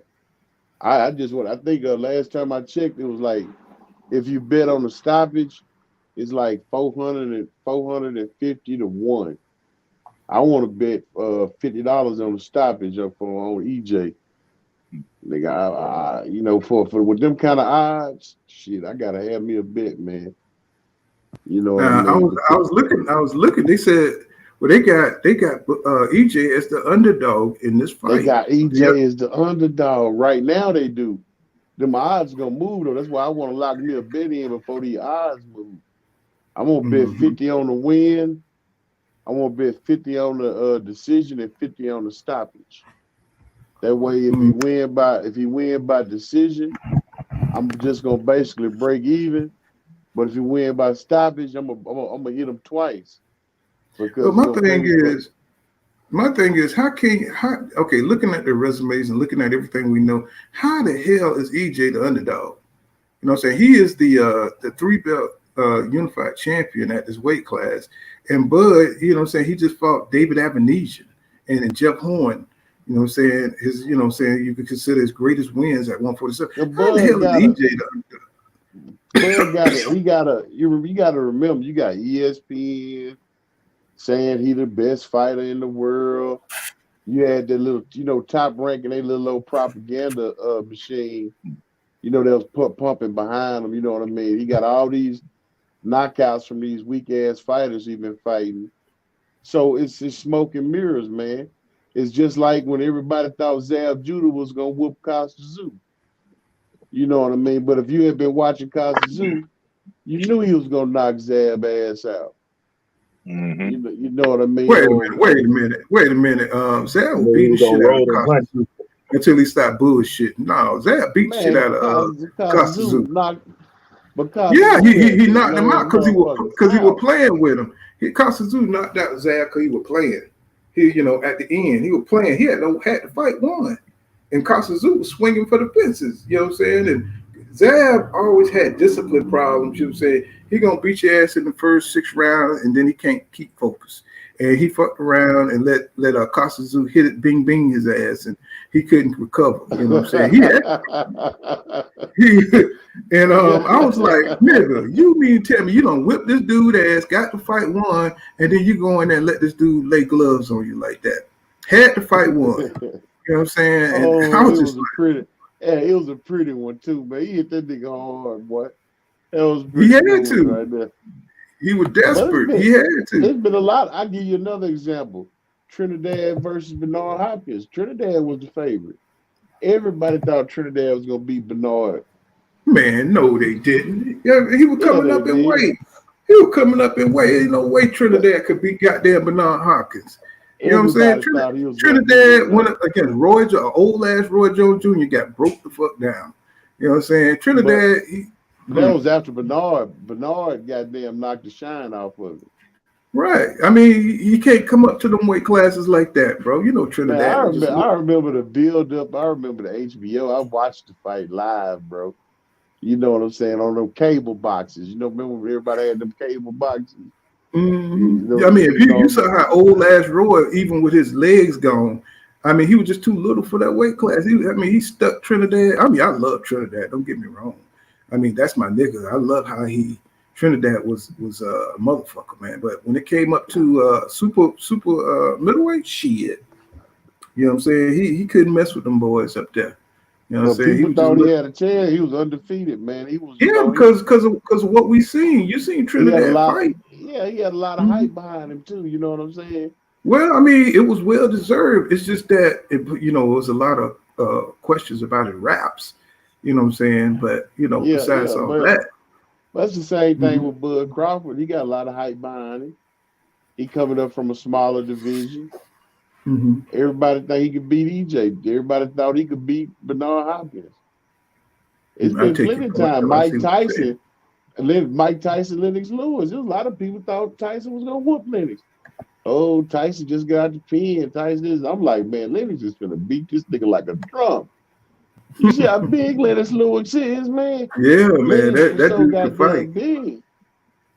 But one thing about Lewis, he didn't train, you know what I'm saying, the same, Rockman went out there and just knocked his ass out, bro. So every fighter, you know what I'm saying, if they're not focused, of course, they can be beaten, and that's something we saw with Lewis, He just he didn't stay focused 100% of the time. Man, I remember I won money on this fight right here, man. Do you know how many damn fools fell to the propaganda and thought a 2-rope Thunder Gotti was gonna beat Floyd Mayweather?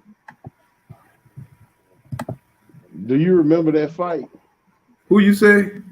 When everybody thought a 2-rope Thunder Gotti had a chance against Floyd Mayweather. Only Larry Merchant, he was the only goddamn person who thought Gotti was going to do something because he always thought Floyd fought, you know what I'm saying, in a safe way, and he wanted to see Floyd in a rumble in the jungle type fight, and he thought Gotti was the dude. He went out there and beat the shit out of because that fight with him and that white boy Mickey Ward, man, a 2-rope Thunder Gotti when he started, and Floyd Mayweather was coming up from a smaller weight class. That was Floyd's first fight at 140, right? His first or his second fight at 140. And that motherfucker put an ass whooping on him too. That was probably Floyd. That's probably one of the most vicious ass whoopers I seen Floyd give somebody. He beat him like a drum. SB Man Rock for Bradley. Thank you for that $5 super chat. He says, EJ own words. I enjoy breaking a man. He did say that. You know what I'm saying? He's got, the mentality, what I love about EJ and fighters, that come in there like a Regis Prograde, they want to hurt you. They want to come in there, they want to break you. You know what I'm saying? They want to break your spirit. Derek James, I love the fact when he was telling me something, what is EJ's style? And his style is he'll break your face. he'll break your ribs. I love that line. That's like his mentality is breaking bones, just like he did. Just broke his ribs. You know what I'm saying? Broke his face. You know what I'm saying? That's what it's all about, bro. You know, don't come in here, you know, Bud is just gonna knock you out, bro. We haven't seen that. Not on this level. That Texas pride, man. Hey, look here. Hey, I'm a transplant. I come up here probably about 1993, dog. Mm-hmm. And first thing I learned about Texas is they got more words for whooping a nigga ass than any place I've never been. You get your hat brought back to you, slide you, lean on you. Every which way you can think of to whoop somebody's ass, they got a term for it. Like they take pride in that shit. You know what I mean? Okay, so you know, to change gears a second, I didn't get you guys take on this T because we got a fight coming up tonight, and it's T.O. versus Taylor. You know what I'm saying? What you guys think about this fight? You know what I'm saying? A lot of people don't seem like they're too high on it because of T.O. mentality and everything going into this fight. Well, let me get y'all take on this fight because we're getting out of here in 10 minutes. Go ahead. Well, I don't know, man. I haven't seen. I don't know whether that Josh Taylor, if Josh Taylor is close to anything like he was when he fought Regis Prograis, it's gonna be a bloodbath. If he'd have lost a step, because that was a hard fight with him and Regis, I think that fight took a couple of years off his career. T.O. might stand a chance. But if he anything close, it's gonna be a bloodbath, man. It ain't gonna be close. What you think, DJ? I don't know, man. I think Josh Taylor is a better athlete than Teofimo Lopez, and I think that's gonna be the deciding factor. And that Teofimo Lopez be having all these athletic excuses why he don't perform right. You know what I'm saying? So I think Josh Taylor just a better athlete than him. But I mean, you saw y'all guys saw the face off. Y'all saw what T.O. looking like. Y'all saw what he's been talking about. The dude just don't seem all the way there to me. I'm rooting for T.O. just because he's an American, bro. I think Josh Taylor gonna whip his ass, but just because he's an American, man, I want to back this guy. You know what I'm saying? Nobody ain't got no love for T.O., bro. You ain't got no love for T.O. You ain't got no love for the West Coast. Man, come on, man. JB, what you think about this, bro? Come on. Well, I know JB, he's more objective. He ain't like y'all niggas and shit. JB, what you think about T.O.? No, I did like what Teofimo Sr. was telling Bill Haney. He said they gonna box him. You know, that's one thing they kind of changed their style up after the Lomachenko fight. They thought they were, you know, the reincarnation of Mike Tyson, going in and destroy guys and knock them out with power shots. If he go back to boxing him like he did the Lomachenko fight, control him with the jab, he have a chance. He boxed Lomachenko. He controlled Lomachenko with the jab, kept Lomachenko on the outside of his jab. Basically, he was scared. You know, Lomachenko was wary of Teofimo Lopez's power. He was able to catch him with straight right hands. And he was able to box a beautiful fight. If that Teofimo Lopez show up against Josh Taylor, you have a chance. He does have the hand speed advantage, and he does have what you call fast twitch muscles. And if he's able to control him with the jab, time him with the right hand, and basically make him fight his type of fight and negate the offensive style of Josh Taylor, who's a come forward guy looking to go to the body and, you know, set up his left hand off the southpaw stance. If you're able to negate that by making him have to constantly reset off the jab, doubling up on the jab to the body, and controlling with the jab like he did with Lomachenko, that's his best chance to win the fight. But we haven't seen that since the Lomachenko fight. We see a guy out there throwing one punch, looking for one shot, not throwing combinations, not putting combinations together, 2-3 punch combinations. Just a guy that's trying to load up on his shot like he did in his last fight versus Sandor Morton versus Pedro Campo. If that guy show up, he's gonna get beat. But if the guy that showed up versus Lomachenko, he'll have a chance to win a decision, or maybe break him down and maybe get a late stoppage. Well, that's the problem. Oh, go ahead. Go ahead, dog. Hey, Paul, when you meet one of the white boys from over there in Europe, like over there in Scotland, Ireland, and you can't even understand them saying, "Give me a cup of water." You can't understand nothing they saying. Them motherfucking white boys usually be some bad motherfuckers, man. You know what I'm saying? Them the white boys come from the hood, and that's Well, Josh Taylor, man. That's my problem with this I'm fight. gonna catch y'all in a second. All right, bro. What's going on, Knockout TV, 86 TV in the building? Gave you a great breakdown of this fight. You know what I'm saying? My problem with Tio is he's a confident fighter, bro. When you put pressure on him, you know what I'm saying, and he starts to get worried, man, his skills start to go down. You know what I'm saying? I think Josh is going to try to break this dude and do him dirty early. He's going to try to get his ass. He's going to test Tio. Those first three rounds going to be hell for Tio. If he can't show us something in those first 3 rounds, it's going to be bad, bro. And from what I see with Tio, I don't think he's always there. I think Josh Taylor smelled blood in the water, and he's really going to test Tio in them first 3 rounds. If he can make it out in the first 3 rounds and grab some grit, you know what I'm saying, I think he might be able to make this a good fight and pull himself out of this funk. But right now, you know, Tio's going to have to show us something. This is the last opportunity, you know what I'm saying, at top rank to show us something. And if he loses this damn fight, you know what I'm saying, it's going to be a downward spiral for him. You know what I'm saying? For him to be able to come back, you know what I'm saying, it's going to be he's going to have to fight all the killers. And I don't know if he can do that at 140. I don't think he can fuck with a Gary Russell or a Matisse or somebody on that caliber. He don't want to fight Devin Haney. So this fight is going to tell off T.O. And you know what I'm saying? I like I said, I'm rooting for him, even though I don't like some of the things, you know what I'm saying, he does and things like that, the whole promotional dude, and he been through the promotional training and all this kind of shit he be talking. You know what I'm saying? I just want to see the old T.O. that fought Lomachenko. Like JB Sports said, if that T.O. shows up, then we got ourselves a fight. But if we got the damn T.O. that went in there against Sandor Martin, or, you know what I'm saying, you know, that camper shit was bullshit. You know what I'm saying? You know, he's going to have to show that he could beat Josh Taylor. And we know he's an animal, bro. We saw him in there with Regis Prograde. We saw him, you know what I'm saying, how he get down against Jose Ramirez, right? So, you know what I'm saying, it just is what it is, man. You know, this could be bad for T.O. or it could be good for T.O. But I think Josh Taylor is going to prevail in the end because he's more of a Wolverine in that damn ring. He's be all over your ass with the inside punching, you know what I'm saying? He's slick, you know what I'm saying? He could counter punch. He could do it all, man. I mean, he's a top elite fighter. He's a big motherfucker. You know what I'm saying? Yeah. That's some bitch bigger than I see him and Terrence Crawford over there in Dubai. That's some bitch bigger than Terrence.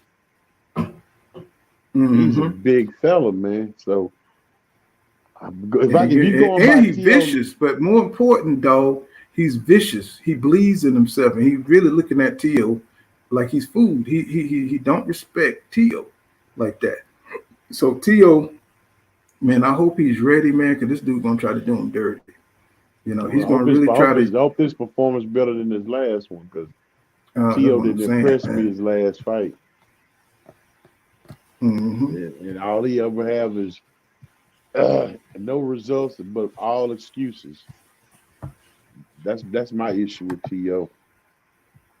Well, he just need to shut up. He need to shut up, you know, in between fights, you know what I'm saying, and concentrate on his craft, get his daddy under control, let his daddy take a back seat, you know, as far as the publicity, you know what I'm saying, because it's not helping him, you know what I'm saying, and, you know what I'm saying, really, you know, maybe get him another trainer or something like that, you know what I'm saying, to improve his skills and stuff, you know, because it's not, he don't look like he's improved a whole lot.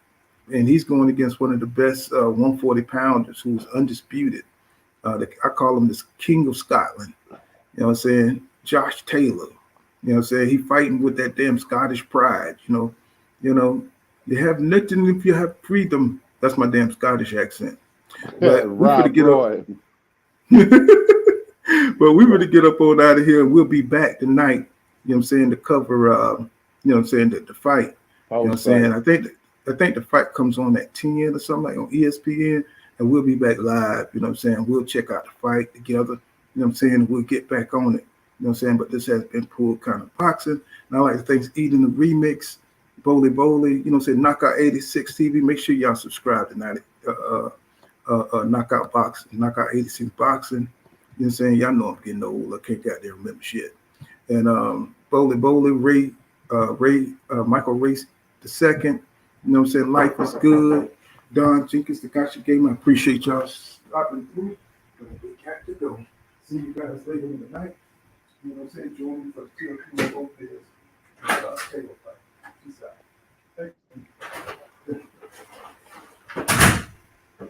See you guys tonight.